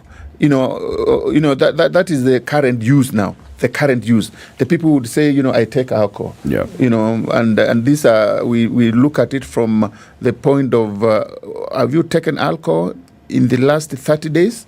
then we classify you as a current regular user. Yes, as a current user. Yeah. That's just for purposes of standardization, so that even when we compare ourselves with other countries, that is is a way to compare ourselves. So that's a current user, and therefore we find that quite a big number of Kenyans, that's 11.8% are current users. Then, of course, we have tobacco. We have smokers, smoking. Smoking is the other one, which is also quite, high, which is at 8%. You find that quite a number of Kenyans are smoking. Then, of course, we have people who take, the hard drugs now, the cannabis. The cannabis, and this is a big problem with the youth, because we find that the youth who are between 24 and 35 are actually taking more and more of cannabis. We in the last 5 years, the use of cannabis has doubled. We used to have hardly 1% of Kenyans taking cannabis. Now we are going to nearly 3%. So, the use of cannabis has become too much in Kenya. And this may be as a result of the international scenario, where we hear countries allowing this use. And, it is actually a myth. They are not allowing them for day-to-day use. Most of the countries we are allowing use of cannabis. They are doing it for medicinal purposes. And it is controlled. It is not like you can be smoking it around, And that myth that you can be smoking around and, it's allowed in America, it's allowed in South Africa, wherever. It's just that. It's just a myth. It isn't allowed. It isn't. And cannabis is one of the most dangerous drugs, because once you get hooked, then you start. It's an illusion. You think you are there. Yeah. And therefore, these are the messages we want to tell our youth. These things you read over the internet, these things you read are just myths that, you get any advantage. There is any advantage by, you get by smoking some of these hard drugs like cannabis. Then, of course, we have prescription drugs. Prescription drugs are drugs which are prescribed by a doctor for purposes of different reasons. If you have a sleeping disorder, you may get a prescription. You may be prescribed a drug which can help you sleep. What has been happening is that kids, especially in primary schools and even secondary schools, are getting these drugs.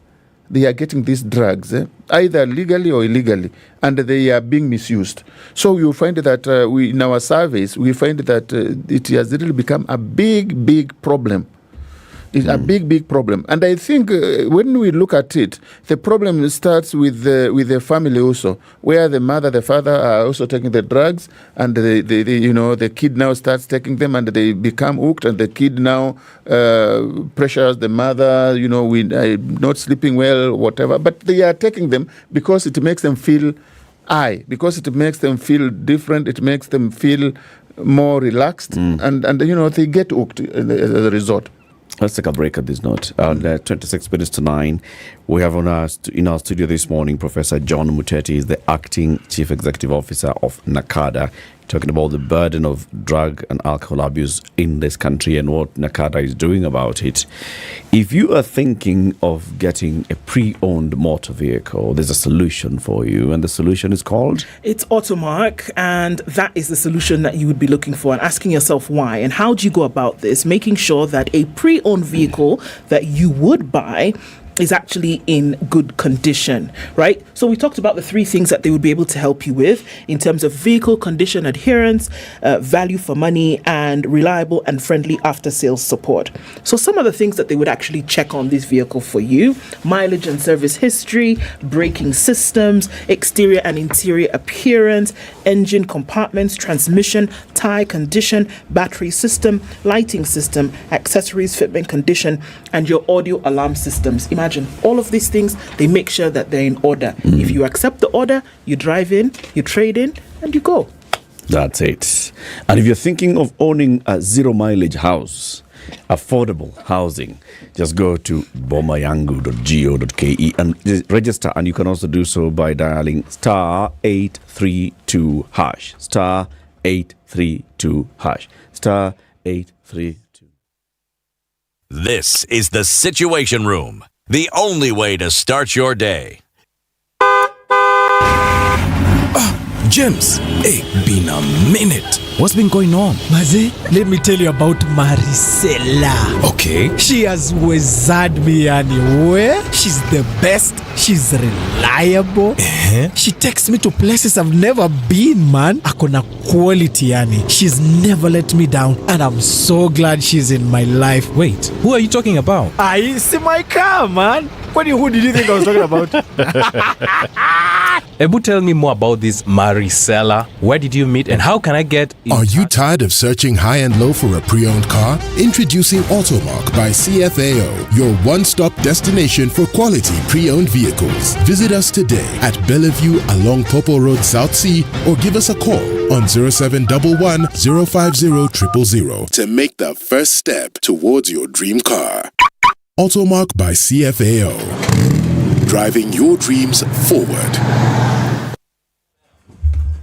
Cloudy this morning in Nairobi at 14, highs of 24 and lows of 12, and it's sunny at 16 in Nakuru, highs of 25. 20 will be the high in a mostly sunny Nyeri at 14, and in Eldoret it's cloudy at 16 with highs of 23 and lows of 13. It's sunny at 23 in Mombasa, highs of 29, and we'll see highs of 29 as well in a sunny Malindi at 26. It's partly sunny at 23 in Kisumu, we'll see highs of 30 and highs of 29. In a cloudy Kakamega at 20, 22 and sunny in Kampala, highs of 28 and 29 will be the high in a partly sunny Dar es Salaam at 25. It's 7 and still foggy in Johannesburg, highs of 18, and mostly cloudy at 25 in Lagos with highs of 30. 31 will be the high in a mostly sunny Kinshasa at 21.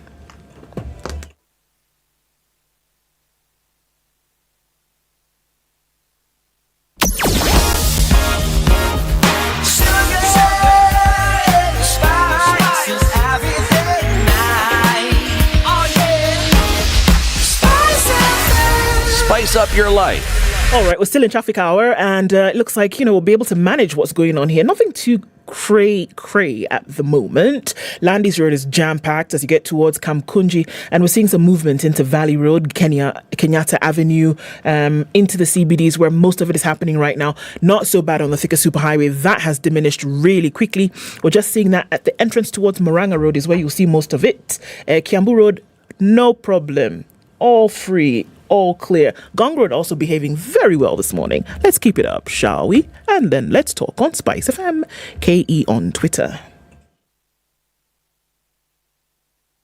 Are you ready? Okay. Spice FM. Mature, intelligent talk every morning. Spice up yourself.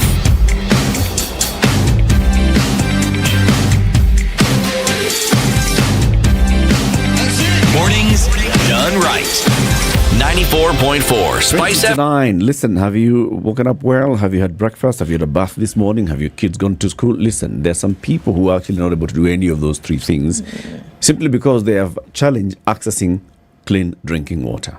Now, please let us work on helping them get access to drinking water just by helping them to sink a well in their neighborhood.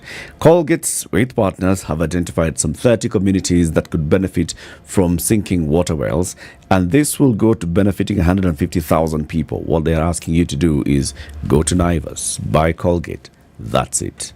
Go to Naivas, buy Colgate. You're not donating the Colgate. You go and use the Colgate. But once you have bought the Colgate, some of that money, proceeds from that, will go towards this project of sinking one of 30 water wells. Our guest, Professor John Muteti, Acting Chief Executive Officer at the National Authority for the Campaign Against Alcohol and Drug Abuse. He's here in the studio. You're telling us about the work that NACADA does. I want to ask, in the structure of NACADA, who makes the decisions? Is it a board? Is it an executive office? How is it structured? Yeah. Thank you, Eric. Of course, NACADA, being a government parastatal, is managed by a board. There is a board of directors who make policy they direct policy. And once they come up with a policy, then they give it to the management to implement. So the overall authority of NACADA lies with the board, right, who now oversees the implementation. You know, the implementation is done by the management, but management is answerable to the board. Okay. So the work of the board is to make sure that the strategies which have been put in place, the programs, the activities which have been approved by the board are carried out by the management as directed. Does the NACADA Act say who should sit on the board in terms of representation? Like, for example, having professionals, psychologists, psychiatrists sitting on the board, having people who are in rehab profession sitting in the board, and others such people. Yeah. The NACADA Act, we have an act of 2012.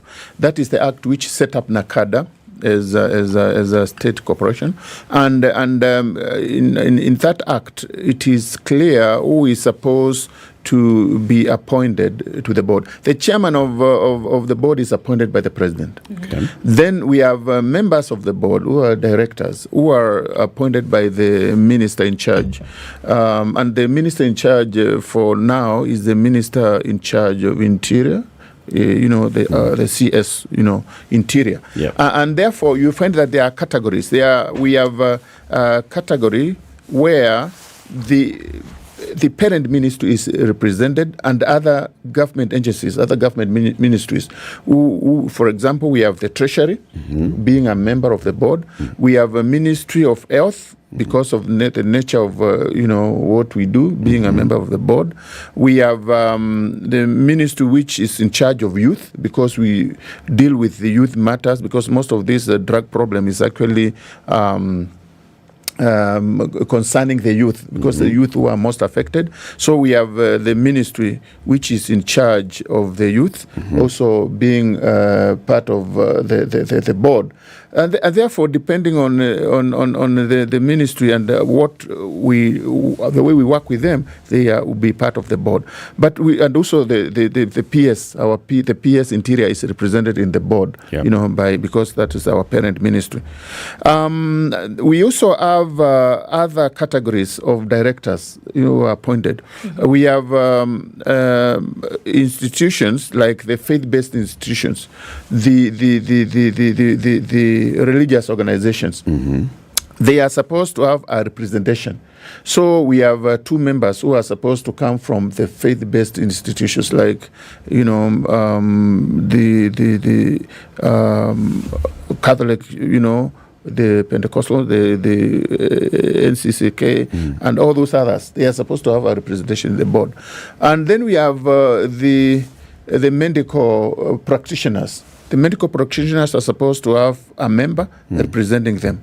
So that is also another category. We also have independent members, people who are not affiliated to any of those categories I've mentioned. And these are independent members who represent who represent the public, let's say. And therefore, those are also supposed to be represented in the board. To the best of your knowledge, since the initial NACADA board, has there been a board member who has been an addict? Yeah, like currently our vice chair, actually, we have a lady called Ann Matthew. She was, but of course she is reformed now. She's the vice chair, and she's been everywhere. And I think one of these days you may want to talk to her. She has been an addict. She has the experience of addiction, right? And she would really be able to take people through that journey of being an addict and getting reformed, going to a rehab, and now reforming and being free from addiction.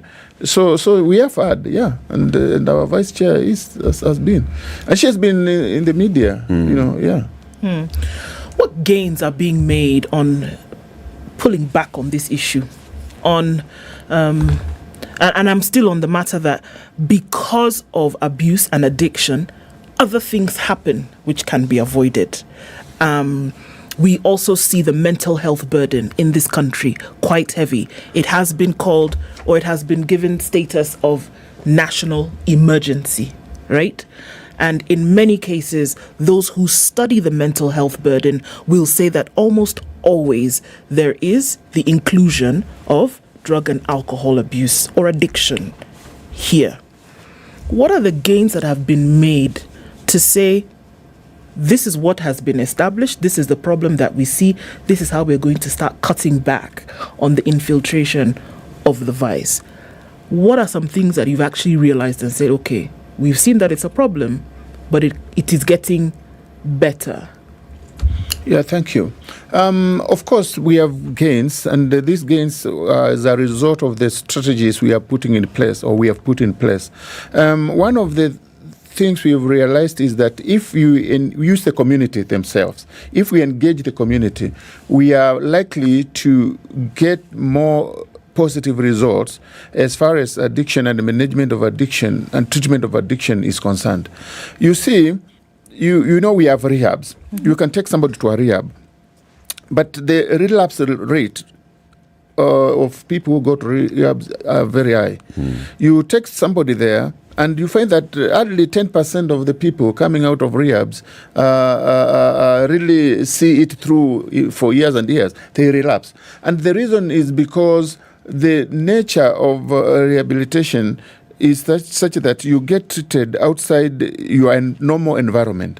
You see, you are going there for 3 months, you are taken through, but once you are taken back to your normal environment at home, then things change because there is no follow-up, there is no reintegration, and you are likely to be tempted. The same people you left, the peer pressure, the same friends who used to be drinking buddies, you still find them there. So you are likely to be drawn back to such a kind of behavior again. I think if you get rehabilitated from an environment which you are familiar with, and that is the local community, so that it's a home care kind of scenario, and that's what we are exploring, then you are likely to sustain the non-addiction kind of path, because you are with your friends who you are been drinking with, and you are getting rehabilitated at that scenario. You can see the alcohol there. You are getting tempted, but you restrain yourself, and you know that kind of scenario. So we are thinking that if we can have more home-based care, more of a community getting involved in rehabilitation, then we are likely to have more gains. We are likely to sustain such gains. Addiction is very expensive because it takes other than even the health bill, the health. Cost of addiction, where you are getting sick, it's very expensive. And if you are getting addicted, then even if you are working, you can imagine the man hours, the woman hours, which you lose as a result of not going to work and all that. The labor force was greatly affected by addiction. Addiction actually affects the economy of this country. Actually, it is such that if we look at, and we are also trying to look at the real cost of addiction, which includes all these things I'm talking about, and you are likely to find that it will be a huge burden to the country. So what we are saying is that let's look at the best ways to bring down this vice, this addiction, and let's involve everybody. We know that the people who are selling some of these things like drugs and so on are out there, the barons. They are quite powerful, and I'm sure you will ask me, what's happening? Why are they not? Why are you not getting these drug barons? Where are they? We don't see them. Why are you not getting these drug barons? Where are they? What is happening with them? What will you do to them? Yeah. America is one of the most powerful countries in this world. It has a it has a very bad, worst, drug problems, and these countries with all the resources they have. But I think the problem is, and in our country, the problem is the culture we have, such that I am a law enforcement officer.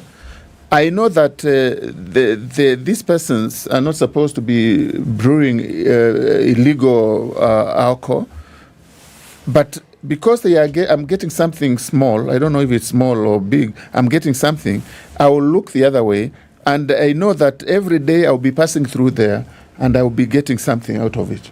But Prof, don't you think that for many people who perhaps may be in law enforcement, they don't see alcohol consumption as a problem until it is something that has confronted them and they have seen the effects of it? Because they'll say, like a licensed. Yes. And also remember, if you, for instance, compare it with gender-based violence, part of the reasons why gender-based violence doesn't make as much traction as it could, because you go to report and someone says, what happened? You quarreled. Okay, he beat you, and then it's the severity and the seriousness of the matter. When you throw in the cultural perspective that people grow up with, the problem as it actually is not seen in that light. So the actions that people ought to take against it, they actually don't, until it is so in their face, they have no option but to confront it for what it is. That's true. I think it's the mindset also, that's such that, this is normal. This is normal. Until it also happens to you. Some things, maybe they are coming closer to you. If your brother, if your father, your brother, your sister are addicted, then you will now realize, this is a problem. I agree. Sometimes, we look at this thing as just normal, but the truth of the matter is that this kind of addiction is serious to those who are carrying the burden. You may be not the one, but you can be affected, because if you are somebody, for example, let's talk of the hard drugs, heroin, cocaine, and such. These people, when they get addicted to such hard drugs, they can hardly do without. They have either to steal from you, they have to get this after injecting themselves at whatever cost. They can do whatever it takes. And therefore, if you are in a family with such a kind of problem, then you feel the pinch. So actually the mindset that this is not a problem until it affects you is also a problem which we also find. But that is why NACADA has a mandate of creating awareness. Yeah. All right, to change those perceptions. Do you think that NACADA has done a good job on that? Well, I want to defend ourselves, but what we know is that we are now trying to put in place systems where this information is passed right to the community. And what we do is that sometimes when we sit, when we're talking from the national platforms or, to a few people, the message may not get through. We think that we can do better as NACADA. And for us to do better, this information must be passed by the community themselves. We empower the community. Why hasn't NACADA done that since? You see, we have been doing it, but not as strongly as we would have wanted to, because of course these things require resources. Okay, to get it to every community. You've in this gotten country. there. Yeah. What is the budgetary allocation for NACADA in this new financial year? We are hardly doing $1 billion, and this is an outfit for you to wish list.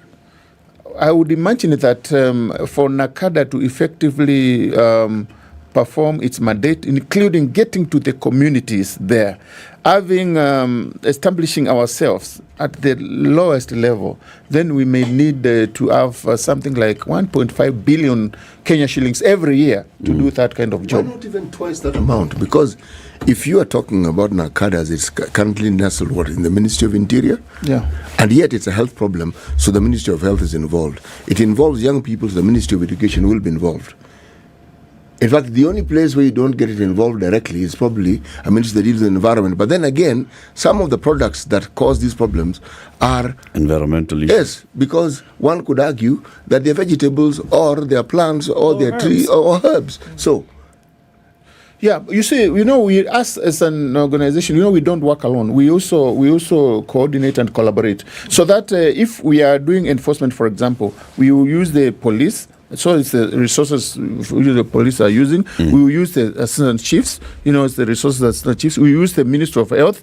To do counseling and such a things. You see, such a kind of collaboration. That's on the curative side and on the enforcement side. Yeah. But like you say, the public, bigger one is the preventive and promotive side, which requires you to be actively campaigning. That's true. What percentage of your current budget? You said it's less than $1 billion. How much is it? Is it 800 million? It's about 1 billion actually. It's $1 billion. Yeah. What percentage of these billion shillings are you dedicating to awareness, community engagement? Out of the, we have programs. Of course, as a government entity, you're supposed to pay salaries and so on. So as a government, as it's a program, it's a whole given program like that. We give like 30% for such program, which includes public education. So 300 million shillings for public education. Yeah. Okay. And the other 700 million shillings. Now that will be for enforcement, that will be used for rehabilitation, that will be used for paying salaries for the government employees, that will be used for many, many other things. Okay. Do you think this percentage, this split is good enough? Not do good the enough. things that we must do better. I wouldn't say it's good enough. We must do better. More of this money should go to programs. If we can have a scenario, and I'm still insisting that if we can have the community doing it, we empower the community. The community will do it on our behalf, on behalf of everybody. The secret is to empower the community. Because we have what we are calling community forums now. We are setting up community forums. So that if you go to my small village there, you will find a community, a forum, where we have the local administration there, we have the local leadership, the opinion leaders, we have the local church, we have everybody, including the Numbakumi, making decisions on how they should handle these alcohol and drug abuse challenge, where they will be able to say, this person is carrying out illegal brewing, what action are we going to take? This person is selling bang, and we cannot allow it. We get that information, what are we going to do about it? At that local level, you see, and that is where we are aiming at, empowering the local communities so that they can take this, because it is their problem. It is not nobody's problem, it is their problem. When their sons and daughters get hooked, then they are the ones facing the burden. And they are the ones who would be able to say, no, we don't want this thing. We need to empower them. Okay. So you agree, Prof, that for that to happen, the community needs to feel NACADA. It needs to. The community needs to look around and see NACADA. It needs to. Needs to engage with NACADA. It needs not only engaging with the chief who's conducting the raids and the government officials who are saying we will crack down on alcohol in this country. I agree. It boils down to the community. Okay. We cannot run away from the community. We must empower the community. Asante sana. Prof, thank you very much for joining us today. It's been a good conversation, and we hope to have you again soon to see what NACADA is doing going forward to address this big issue in the country, the burden of alcohol and drug abuse in Kenya.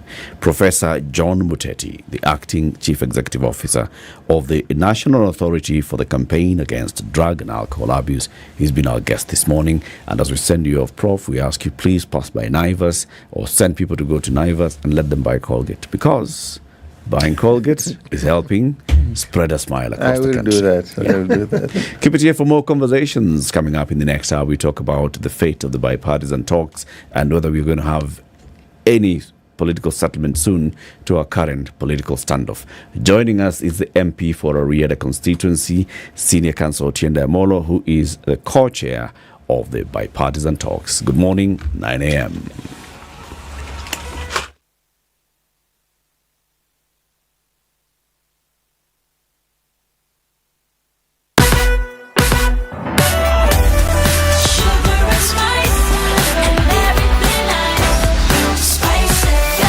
Spice up your life.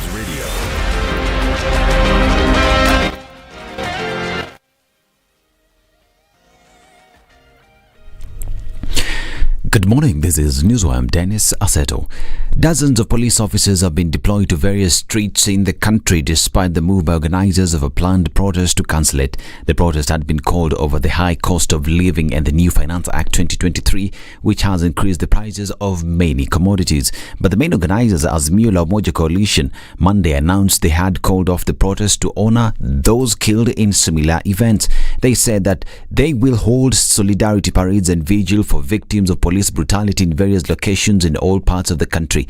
The coalition called on its supporters to come out and light candles and lay flowers for the victims of police brutality during previous demos. Azimo said so far 50 deaths had been reported and hundreds of others being injured and admitted in hospitals. Former Kiambu Governor William Kabogo has called on President William Ruto and opposition chief Raila Odinga to have a dialogue. In a statement, Kabogo said that dialogue between the two leaders would be the solution to end the indifferences. He explained that the reality today is that we are all interdependent and have to coexist on this small planet. This as President William Ruto said that he was ready to meet and hold discussions with Azimo leader Raila Odinga. The head of state said that he was engaged, but once back in the country, he will be available to meet the opposition leader at his convenience. And the Senate Committee on Devolution and Intergovernmental Relations visited Kajiado Municipal Market for an inspection of the 63 million shillings project. The project was meant to ease the congestion of traders and provide places for those doing businesses along the town's roadsides. The traders petitioned the Senate to look into the matter because they were suspicious that the money had not been put to the right use. The project entailed, among others, extension of the roof covers and coverage of the entire market, inclusive of specified paving slabs.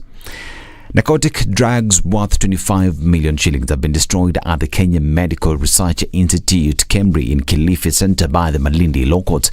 The narcotics that include 1 ton of bang and hundreds of kilograms of heroin were destroyed after the court cases were concluded and files closed. The exercise was supervised by the court users committee led by Malindi Chief Magistrate Elizabeth Usui, who escorted the consignment from Malindi to Kilifi town. And the house help suspected in the murder of Kilifi Chief Officer for Mining and Blue Economy Rahab Karisa has been arrested while attempting to leave the country at the Busia crossing point. Rahab's tragic murder occurred at her apartment on Thursday last week after she returned from Italy. Police investigators say her nanny allegedly stabbed her after an argument over money. And David Muni Ishoho, immediate former KTDA chairperson, has withdrawn a suit he had filed challenging an alleged ouster as chairman of the organization. A notice of withdrawal was filed on his behalf by his lawyers in the Judicial Review Division of the High Court in Nairobi. Ishoho had joined KTDA Holdings board members, company secretary and CEO in a suit alleging having been coerced to resign as board chairperson to pave way for changes in the leadership of the organization.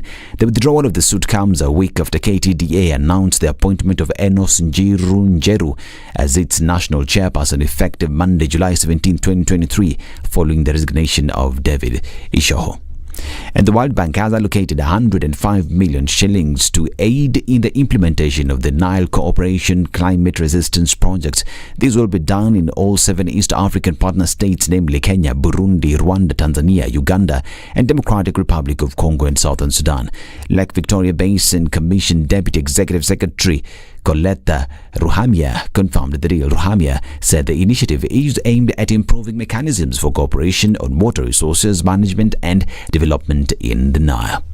And finally, a Brussels court found 6 out of 10 suspects guilty of terrorist murder in the 2016 Brussels attack, according to Belgian public broadcaster.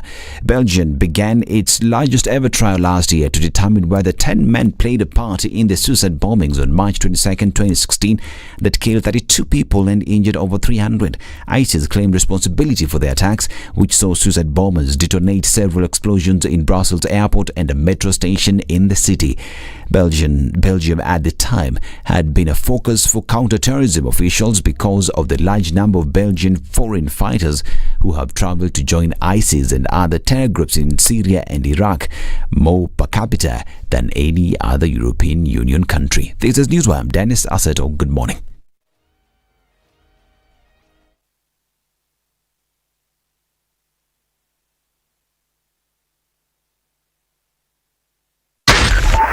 94.4 Spice FM, Nairobi. All right, at a few minutes after 9 o'clock, we're still looking at a little bit of traffic here and there in the city, into the CBDs where most of it is happening right about now, coming off of Thika Superhighway, as well as what we saw on Cabanas earlier. That is more or less fizzled out. Coming off Gong Road and then into the city, a little bit here and there. Langata Road was a bit of a mess earlier, but we're seeing that has reduced significantly as you get towards Uhuru Highway. Uhuru Highway then into the CBD, still moving, and that is good. The Thika Superhighway traffic disappeared. Muthaiga, Limuru Road, Kiambu Road, all of these lovely places, no more traffic whatsoever. It seems like we'll end traffic hour early today, but on that beat, we'll just stick around for about half hour or so and see what it looks like after that. Let's talk on Spice FM, KE on Twitter, and keep things moving this morning.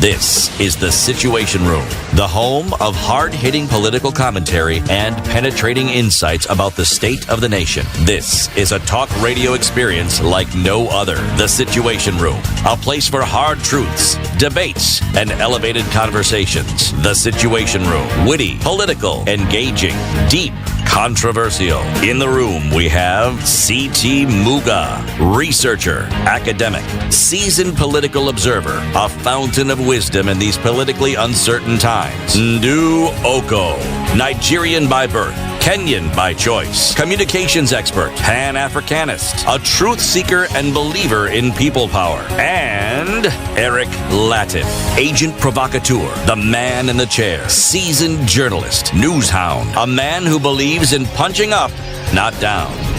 This is The Situation Room, the only way to start your day. Today, tomorrow, between now and Saturday. No, it's today. Today? You know, it isn't binge if I watch today, then tomorrow. It's binge when I'm watching all of them to back. Sitting. You get up to sort of like stretch, then you go sit back and watch again. That's binge. That's binge. Yes. Okay.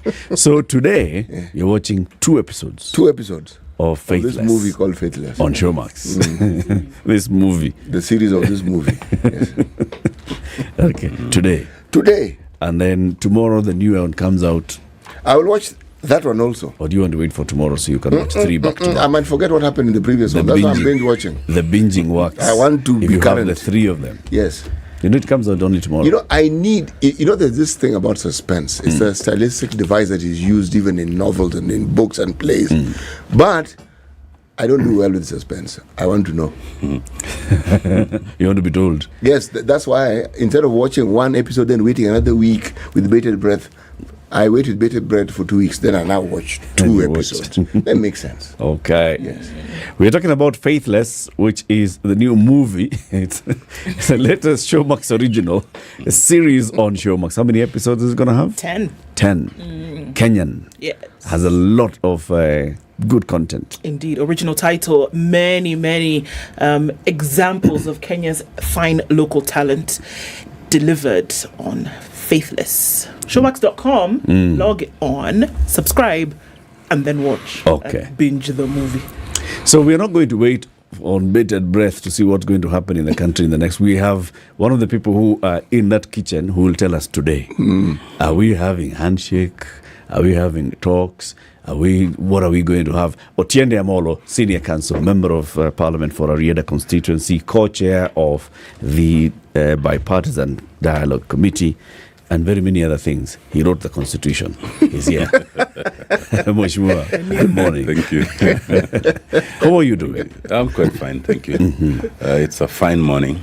A bit chilly though, but that's Nairobi now. Yeah. Yes. We're getting used to these things. Absolutely. Let's get straight into the proverb. City, it's from Lesotho. Well, it's written Lesotho, but pronounced Lesotho. Okay? As I said, why I do not really understand. Now, the Prime Minister, they have a Prime Minister, by the way. But, okay, let me get the pecking order right. They have a monarch. Start from the king. Okay, king. Okay? It's written Let See, but I'm told it's pronounced Let's See. I don't see how, but it's Let See the third, meaning there were two other people before him. Okay? Then they have a Prime Minister. His name is Sam Matekane. Okay, he's head of government. The other one is head of state. The other one is head of government. Okay. Right? And the interesting thing is the currency. I've been telling you interesting things about this country. How countries have their own currency which they use. They use the South African rand. Okay, they have something called a Lesotho Loti. Okay, that's their own personal currency like the Kenya shilling. But the South African rand is also used now. It makes perfect sense because this is a country that is within South Africa. For purposes of propriety, we'll say it is landlocked. Okay? Yes. But it's independent. We are also told it's independent. Okay. As many things. Okay. The proverb. Sickness accompanies a waning moon. A new moon cures diseases. Sickness accompanies a waning moon. Yes. A new moon cures diseases. It does. That's a tough one. But the first good thing is, at least you said it's a Lesotho proverb. Yes. Most people just say African proverb without saying wherever it is from. But obviously it speaks to what is real. What is old gets ailing. What's new gets, welcome and curative. I think so. You are spot on. I think so. You've explained it simply but very well indeed. Exactly. Exactly. What's old, what's new, is fresh, it's curative. It comes with hope. That freshness comes with hope. Okay. Let's get straight into it, Mheshimiwa. So yesterday, your side of the Bipartisan Dialogue Committee says, no, we're still not interested. The other side of the Bipartisan Talks Committee says, people, come, let us talk and let's have this conversation because we have an urgent pending matter of the IEBC. Even as the others are still brewing and steaming, we have the IEBC matter to resolve. Why are you saying no and an absolute no to the talks? Thank you. First, I want to thank all of you and to thank Okoh, Latiff, Muga. This is my maiden appearance here. Yes. But I always watch you guys and I enjoy it. Secondly, although you refer to me as a chairman of the bipartisan talks, I am actually not chairman. You're co-chair. I am no longer co-chair. Because as far as we are concerned, those talks were suspended and we withdrawn from them. And I'll explain. So the simplest answer to your question is that I am not saying no because I'm not mandated to say the yes or no. You see, on 2nd of April, President Ruto invited Right Honorable Raila Amolo Odinga that they should have a discussion. And I think it was heated. And on 4th of April, we were invited for a parliamentary, Raila announced that he would hit. 2 days later, we were invited for a parliamentary group meeting on 6th. And it was discussed and agreed that we should hit. And it was indicated, it was agreed the former group of 7. And we were appointed by that parliamentary group with the acceptance of the leadership. And we started engaging. Now, unfortunately, it took the person who had initiated the talks took another 5 days to name his team on 11th. You see? After naming the team, and I was already named as chair, after it took another 8 days and they had not named who their chair is. So I initiated the process of calling a meeting despite knowing that a unilateral meeting. And we called a meeting for 20th of April. Only when we called the meeting, initially they said they wouldn't attend. Then, hours to, they said they will attend. And only when they came to the meeting, they said now the Honorable Murugara was the chair. Now, then we started the initial meetings. But I'll come back to that. Let's just say that from that point henceforth, and I can show you like 6 or 7 steps, we realized that although they had called for bipartisan talks, they did not call them in good faith, they were not acting in good faith, and they were not committed. Let's just say we moved in bits and stops until finally we gave a notice, a 7 days notice, and said, if you are not going to move, then let's not give false hope to Kenyans. Decide. If within these 7 days you want us to move, let us move. If not, we will withdraw. So let me fast track to that point. At that point, we had come to the stage when we agreed that, okay, there are some urgent interim measures that must be dealt with. Okay? And there were 4. But 2 of them, one was dealing with the cost of living. The other one was desisting from interfering with political parties. Now, but we said there are 2 that do not need further discussion. One, let us stop the process of recruitment of IEBC commissioners, because it's a substantive discussion we have to have. Secondly, let us write to IEBC to preserve the status of the server, whatever status they are in, at least, so that when we talk about accessing the servers, there is no question that they were interfered with in the meantime. Now, at that point, they agreed, and we announced, and we agreed we were going to do the letters. We did the letters. I signed my part. When it came to my co-chair signing his part, he then said no. It's as if they got some contrary instructions. He said, he suddenly took the position that we as a bipartisan committee do not have the power to instruct an independent commission, which is IEBC, or an independent panel, which is the selection panel, on what to do. Therefore, he cannot sign those letters.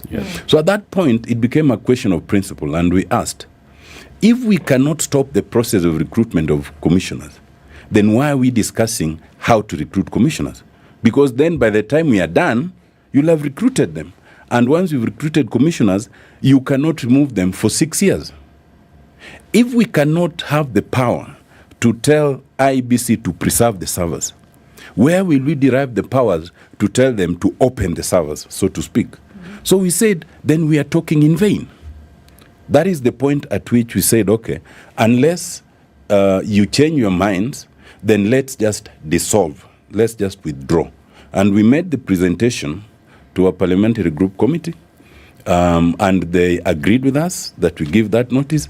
They did not change their minds, so we suspended the talks and withdrew. And you know that our party leader publicly announced at Kamukunji that now we had been withdrawn from those talks. So my very good friend Honorable Murugara does me injustice when he comes on TV and invites me to bring back my team to a bipartisan talk, which he knows where we withdrew from, unless we get a fresh mandate unless properly reconstituted. Let me say one thing. The problem is this, and for those who've been involved in mediation, they know. And I can tell you, because I'm a certified public mediator and I've been ombudsman, no mediation will ever succeed, whether it's this, any other that is started, unless there's good faith. As long as there's no good faith, you will just be running around in circles. And I'm afraid there has not been good faith. Any talk such as this, you cannot start constraining yourself to the strictures of some legislation. That this law says this, because that law is the problem in the first place. We are talking about IEBC reconstitution because the law that was amended was bulldozed, and it's a problem. You cannot say, the IEBC is independent and therefore we cannot interfere, when first the constitution allows anybody to access anything that IEBC has. But any talk such as this is actually premised on Article 1 of the Constitution. Any commission, any judiciary, parliament exercise delegated authority. So talks that are premised on behalf of the people directly enjoys sovereignty above what any other entity enjoys. Now, that is the one thing that our colleagues from the other side never understood, have never understood, and unless they understand it, the talks will go nowhere. Mheshimiwa, let me ask you, at the beginning, when this bipartisan committee was instituted, what was the understanding in terms of powers that were proffered to the committee? Now, the understanding was simple. Because it was talks premised on the sovereignty of the people, it had all the broad powers that are necessary to make any recommendation, either to the Constitution or even to legislation. And therefore you could not and you cannot constrain it by any of that. That is why in our appointment, nobody asked, but why 7 people? And where do you derive the power? Because it derives from Article 1 of the Constitution. Now, when then at that point you do not question the power to constitute the team, but when we seek to exercise what we are to do, you constrain us, then it means you are not acting in good faith. Is there good faith on your part? Absolutely, and I can tell you why. For the 1 or almost 2 months that we operated, I can tell you every single move that the bipartisan team took was initiated by us.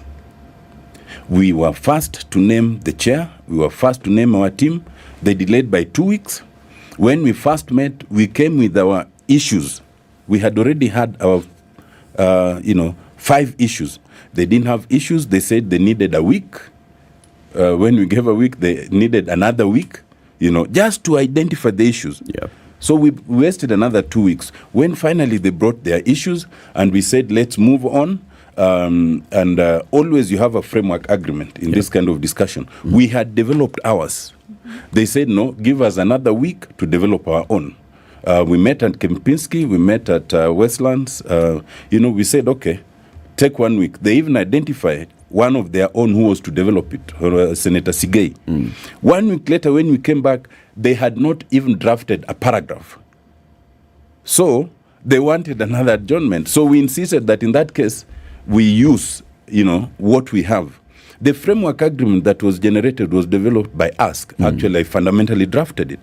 So we insisted that we either use this or we break, You remember before that we couldn't start because they had included Adan Kainan, who was himself the subject of discussion. Yeah. Because he was a member of Azimo, and we were talking about party discipline, and they bring him as if to sabotage, Once we were done with that, we even agreed on the framework agreement. Then we said, let us identify the interim issues. Yeah.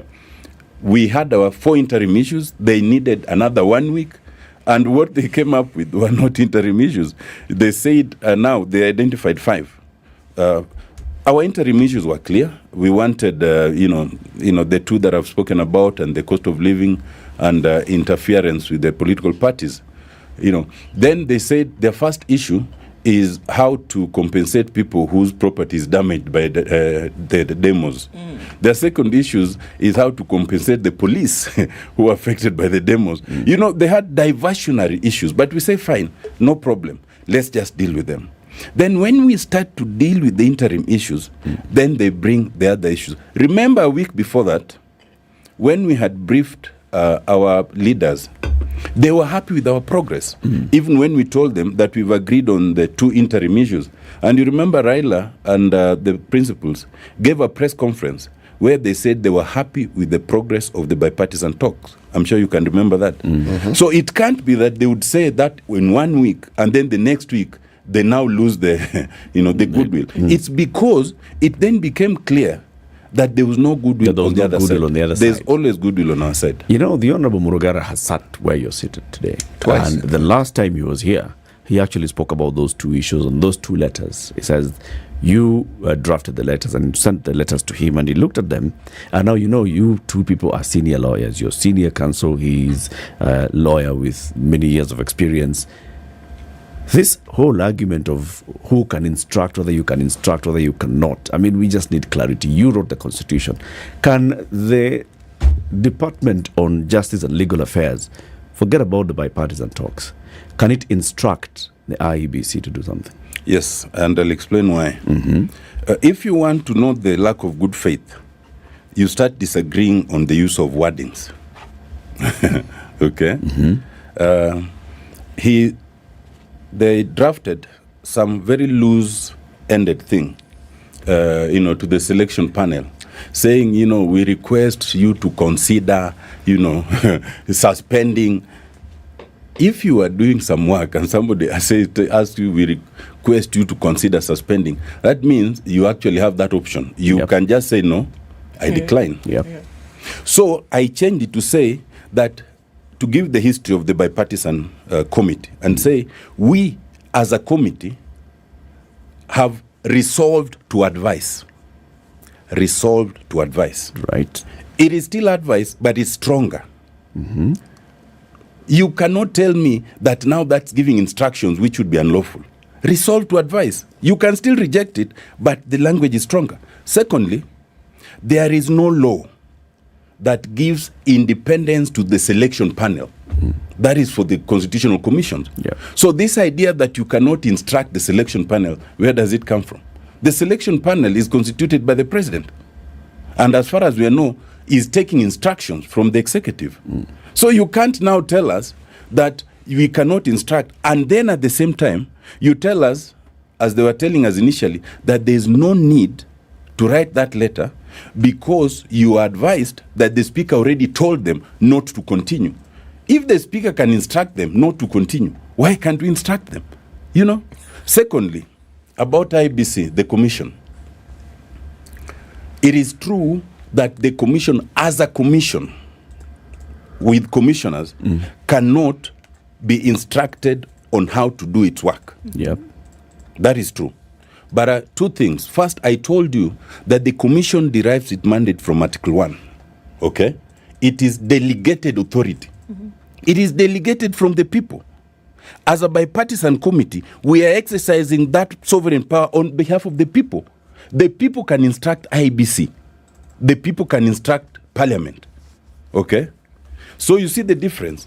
We are exercising that sovereign... I don't see the difference really. Parliament is the house that has representatives of the people. Right? If we just follow that argument, it's like you're saying Latiff, that Parliament can instruct any independent office. No. Because it's the people instructing the independent office. I want you to look at Article 1, and I can read it, okay? Start by saying, sovereign authority belongs to the people. That's true.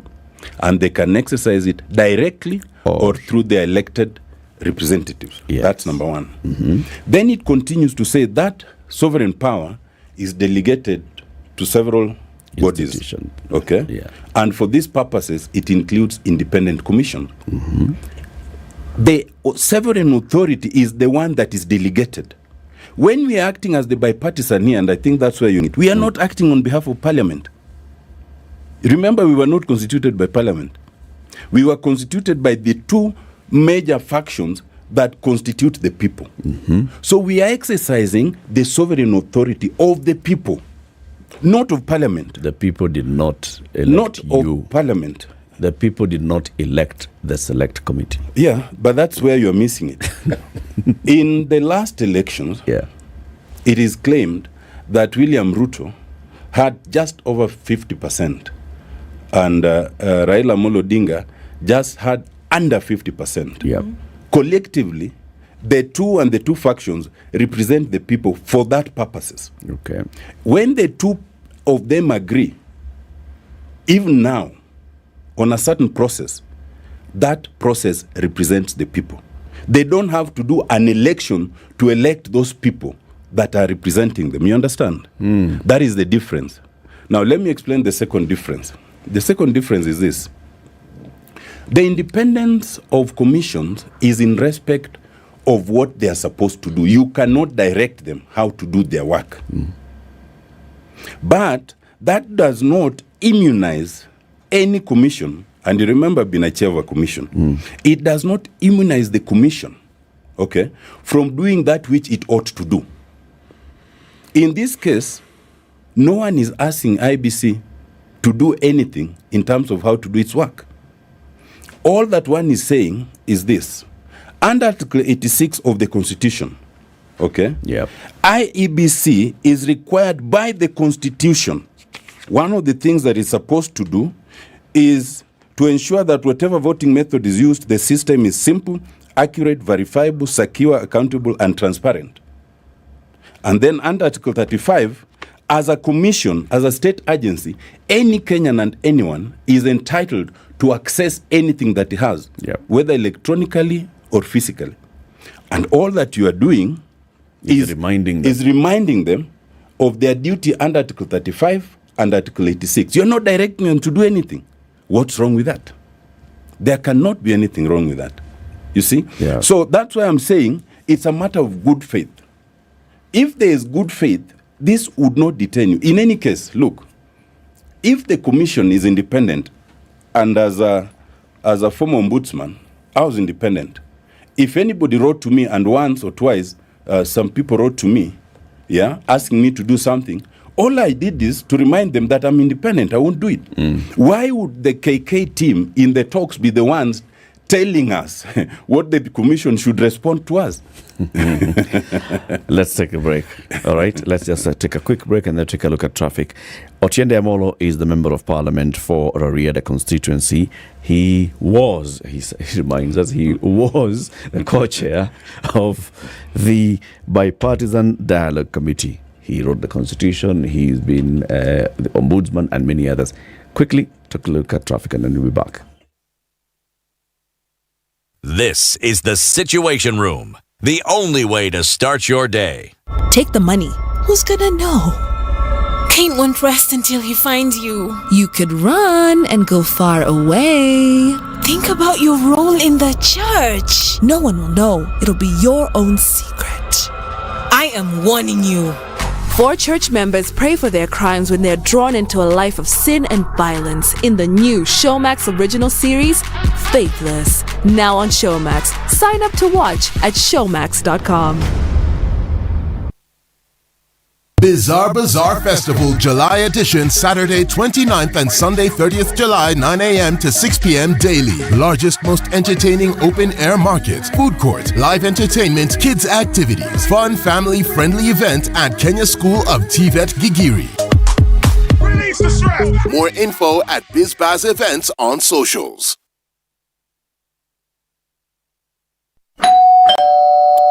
Oh, finally! It's my Standard Courier delivery. At Standard Courier, we know that your time is valuable. That's why we guarantee swift and efficient deliveries to your doorstep every time. Give us a call on 0793 599 684 or schedule your next delivery by visiting our website www.standardmedia.co.ke/courier. Trust Standard Courier service for all your courier needs. We deliver with pride. Mature, intelligent talk every morning. Spice up yourself.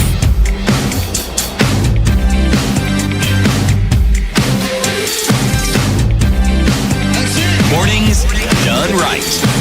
94.4 Spice FM, Nairobi. Rarieda constituency. In how many committees are you a member? 2. I'm in the Public Accounts Committee and the Justice and Legal Affairs Committee. Right. Yes. Talking about the law. Now, we are seeing what's happening in the country at present. You know, yesterday, the Right Honorable Raila Odinga gave a media statement, and he was talking about how he's been willing to have a conversation and how he's even been willing to meet any sort of mediator. Then he goes ahead to say that a mediator had been approached by the president, and that was the president of Tanzania. But the president who invited that mediator to come into the country then again refused to meet the mediator when the mediator was in the country. And so therefore, it's just a whole confusion. The president himself goes ahead to tweet personally. In fact, he had to sign off as WSR that this is my tweet. This is I who sang this. He says, you know, I'm always available. I am ready and willing to meet. In fact, let me watch niende hivi nikam. Nikikam, tukutane, tutafutane tuongee. What's happening between these two leaders? Are you really telling me, Honorable Amolo, that these two leaders have never spoken since the election? I wouldn't say that they've never spoken, but I would say that in any such situation, there are always hardliners who think that whatever end comes, let it come. But there are always the moderates who think maybe there are lines we can take. And definitely, even on our side, there must be both. But I think the more... Which one are you? I'm always a moderate, yes. But I think that the more challenging side is the Kenya Kwanza regime.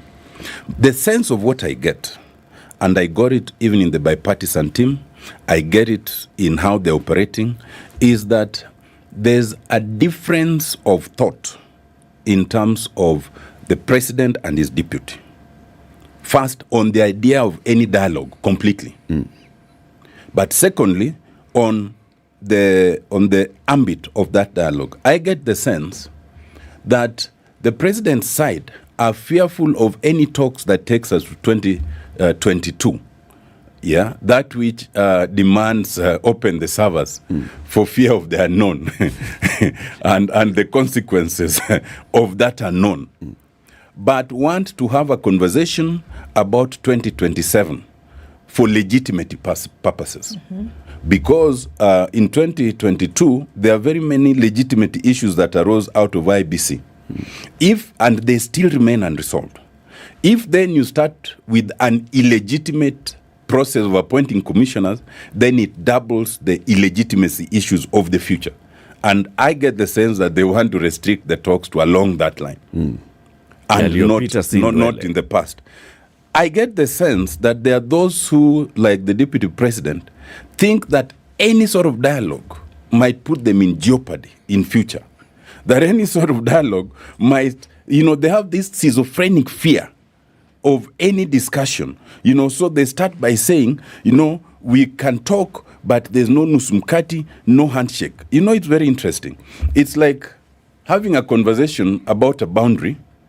Then you say, I will only come to that discussion if I will not move the boundary. Why not come and say, one of my conditions is that I'm not moving the boundary? Why? What is the fear? And I think their fear is some sort of nusumkate thing, handshake. And I don't know where that comes from. Because, and I can tell you, I was the chairman. At no time did I get instructions to entertain anything about handshake or nusumkati. And, Latiff, people use handshake and nusumkati as if they're interchangeable. The nusumkati thing comes from 2007. And that's when Raila, in fact, by the admission of William Ruto, Raila won the election fair and square. He accepted to a power-sharing idea to save this country. How can that be wrong? He could have insisted. In 2018, the so-called handshake, again, the country was on the precipice. And then Raila and Uhuru suddenly shook hands. That's not nusumkati. What did Raila get from the government? What did we get from government? I can tell you, because I was a member of parliament, it only brought us difficulties. Every other time there was a government bill you are supposed to support, whether you agree or not. Personally, it costed me, as you know, because I voiced my opinion several times. I was chucked out as vice chair of JLAC. What would we benefit from a handshake to help us with what? Raila doesn't need a name. He's been prime minister. So this schizophrenic fear. So a handshake would not work for any of you. We have not even sought it. And nusumkate, though, would work. But we have not sought it.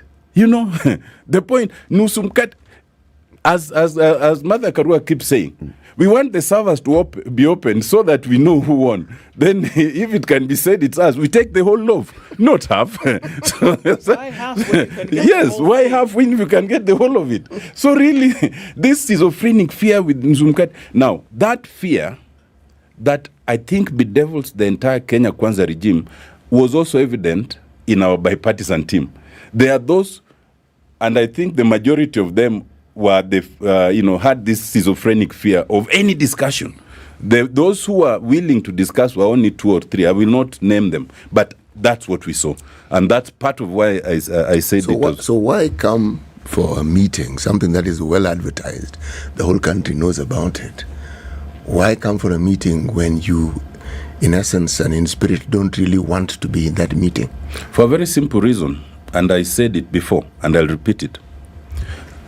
There are those who believed initially that if Raila and our team called any protest, they will not succeed.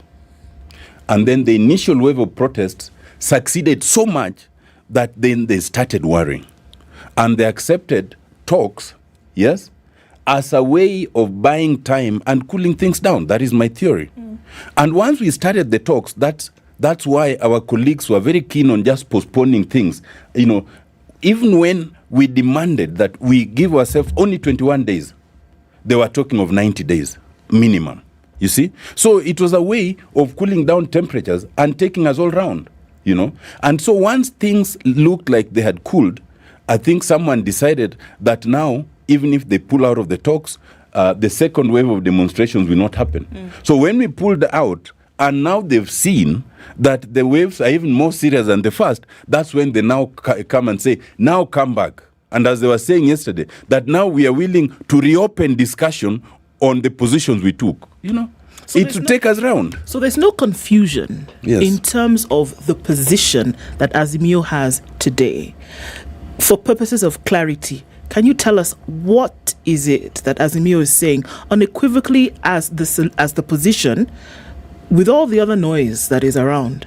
I think folks want to know, where are we today? You've said there's no Nusumkati, there's no power sharing that's being sought after. So what exactly is it? Let me be clear. First, it's about the IEBC.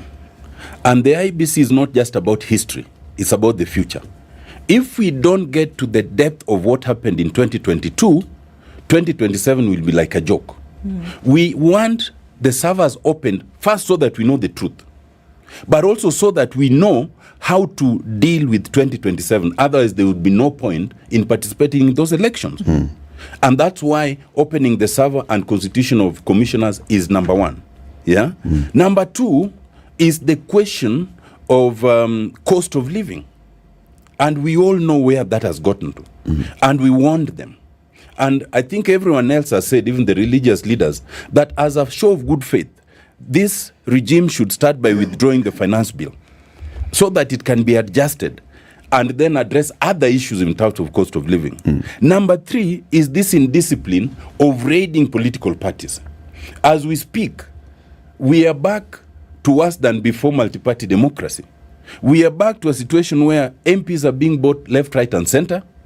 They are not even required, as the law expects, that they go back for a fresh mandate.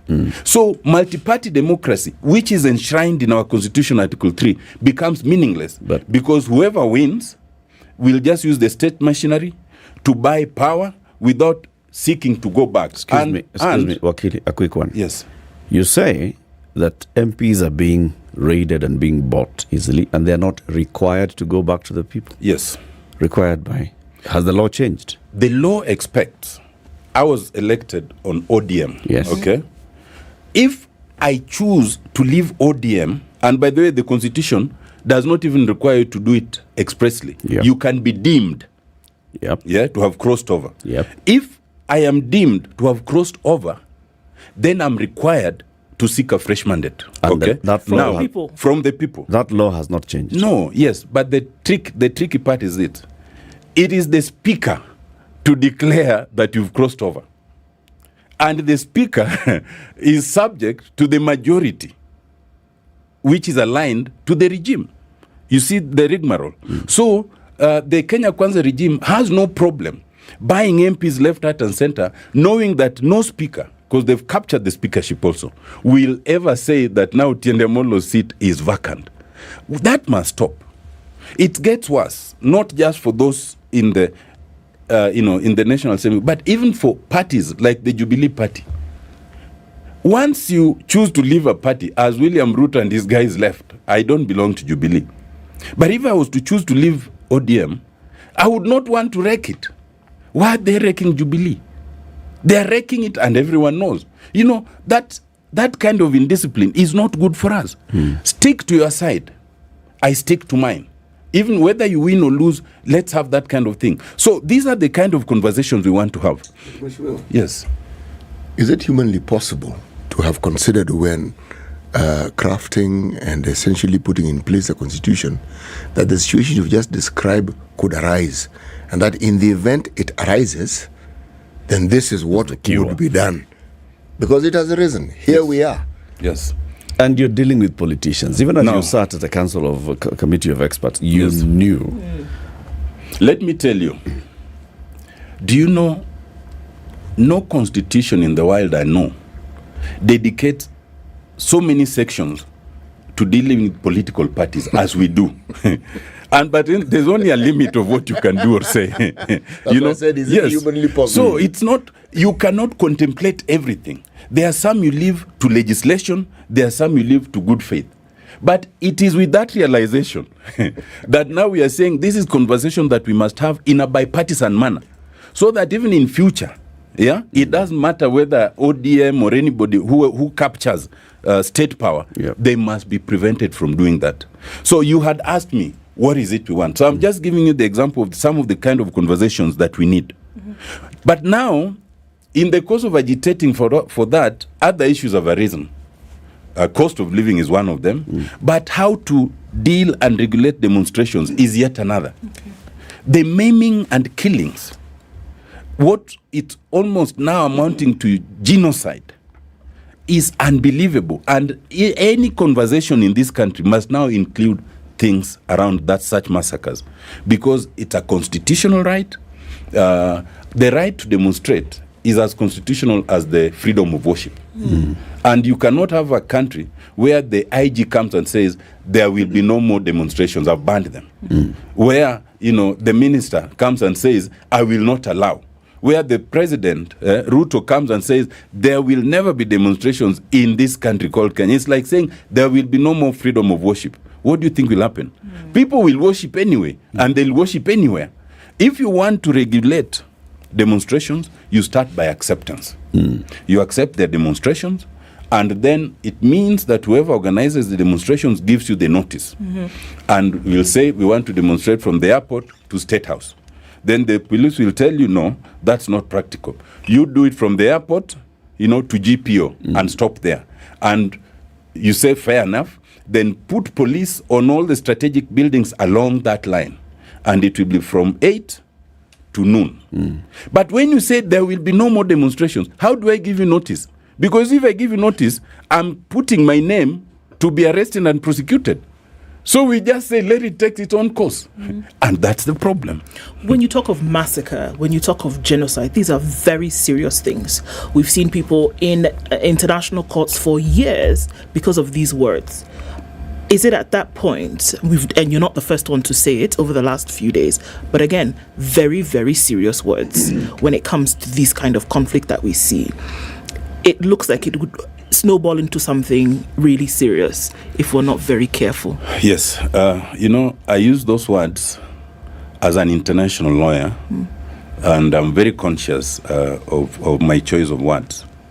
Look, demonstrations, lawful demonstrations have been everywhere in this country since they were called.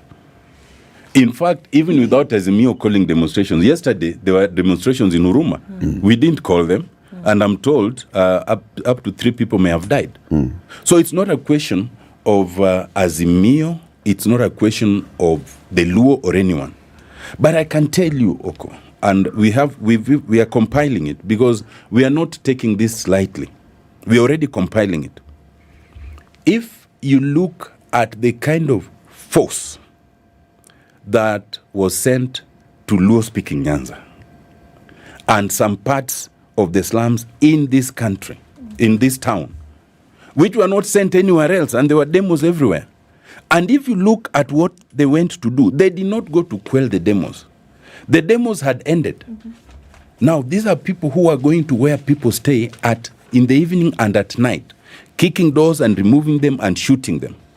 If you go, and unfortunately, even as I speak, there are lawyers, there are doctors in the hospitals in Siaya, in Homa Bay, in Russia. If you see the kind of maiming, the kind of injury, a boy of 17 with 9 bullet wounds, and all of them, and you saw, they're all aiming at the chest. What do you call that? What do you call that? If it was quelling riots everywhere, police would be sent generally.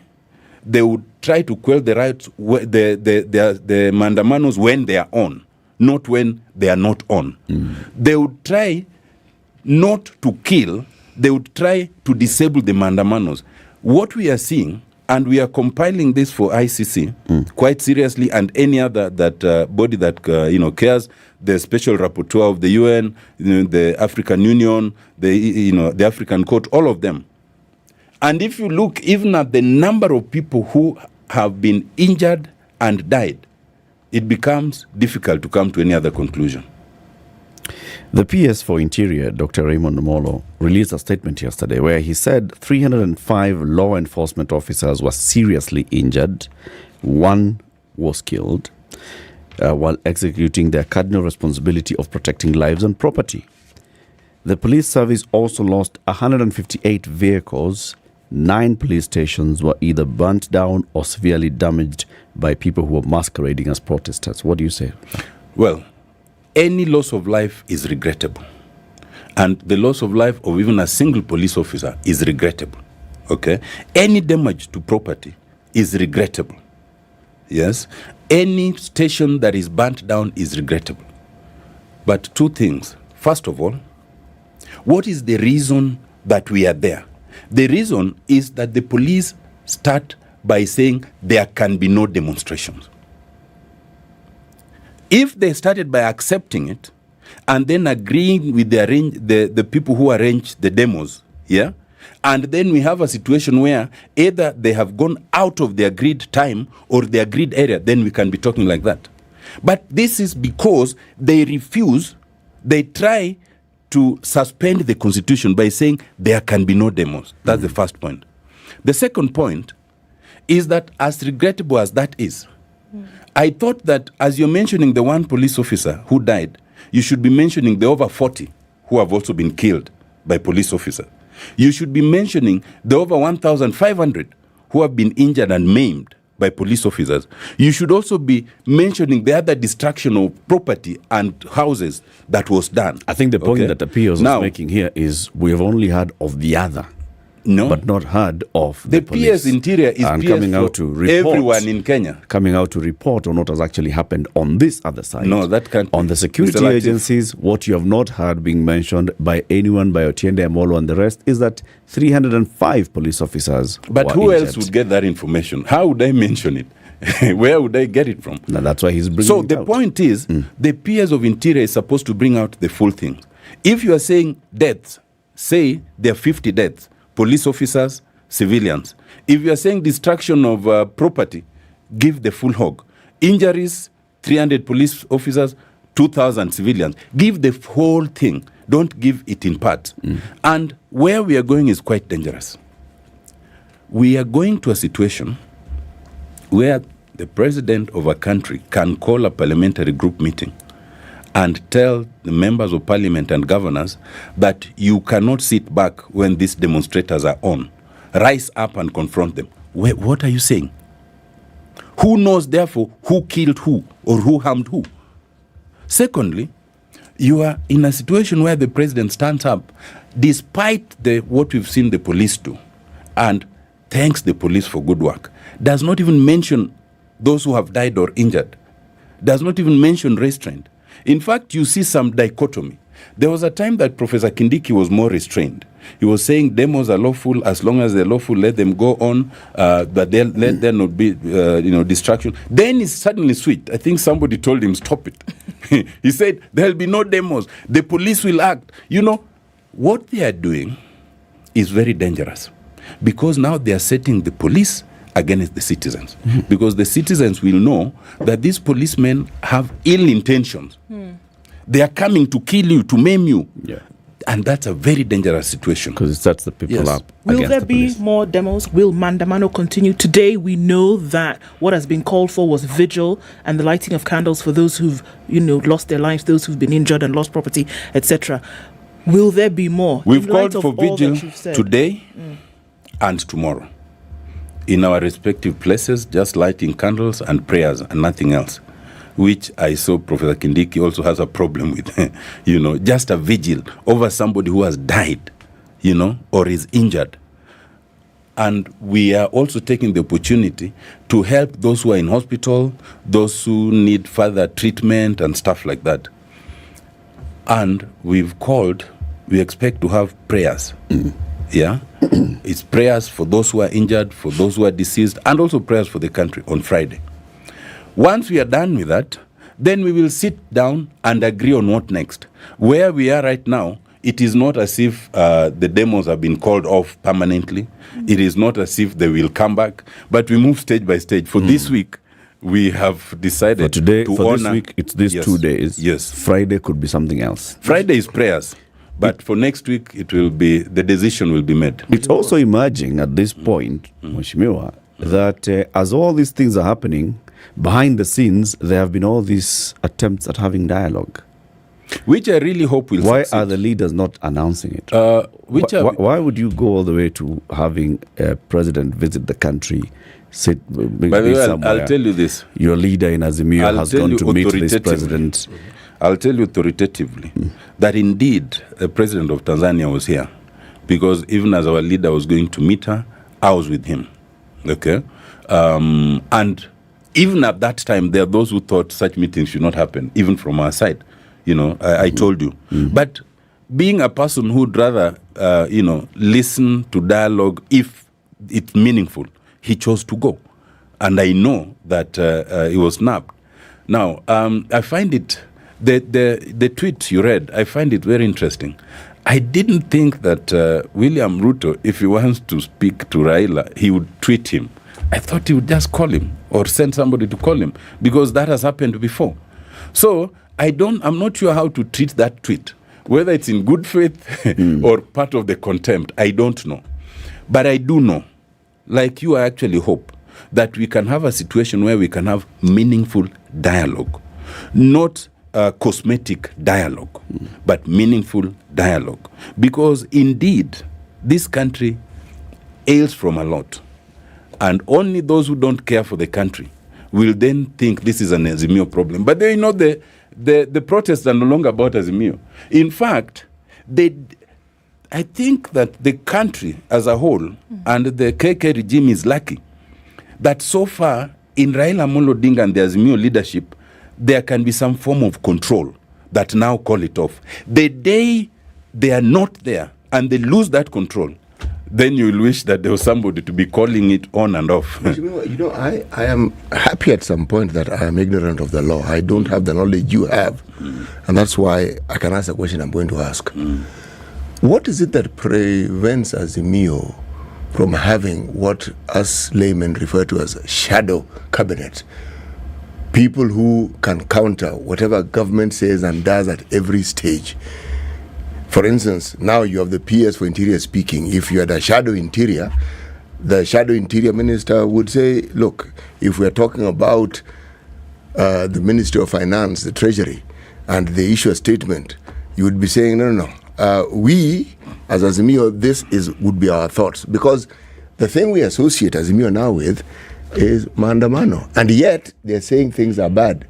There's a clear and loud absence of what they would do if they were in that position. Two things. First, you realize that before 2010, we kind of used to have that. Even in Parliament, and you had a minister of government, and there would be a shadow minister from the opposition and all. What killed that was the system of government that we adopted in 2010. How did it the presidential system. Yeah, how did it kill it? Because there's no one to shadow. You see, then ministers were in Parliament.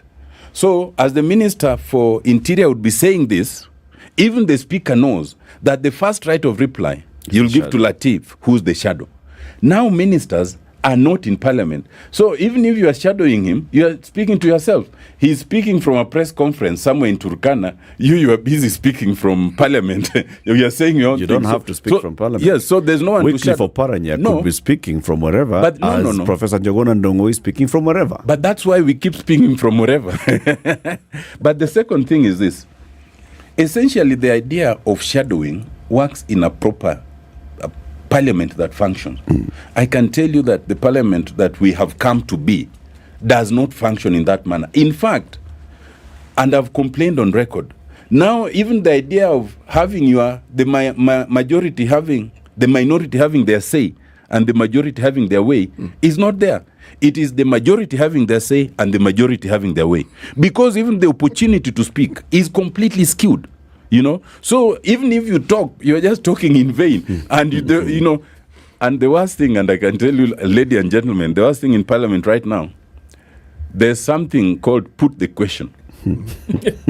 Whatever good idea or contribution you bring, one person speaks, and then you hear somebody tell the speaker, put the question. and they put the question, and since they're the super majority, they say yeah, and that's the end of that matter. Done. Whatever ideas you have, you go back to your house with it. When you were drafting the constitution, of course, on this particular matter of system of government, you sort of left it to the political class to thrash out and agree. But what did you envision this parliament to be like? Latiff, and these Kenyans need to know, the committee of experts recommended a parliamentary system in the harmonized draft constitution. We did not recommend a presidential system. If you ask me, even up to today, part of the problem we have, and we'll continue having it, is having this pure presidential system that we've adopted, that essentially you have two broad formations of almost equal strength, and whoever is declared winner takes everything. It's not really good for us. At that time, the members of parliament then introduced the presidential system as a bargaining chip. If I might remind you, what was the ODM side then, wanted a parliamentary system. Pure parliamentary. Yes, but they also wanted devolution. What was then, it was called what? The DP.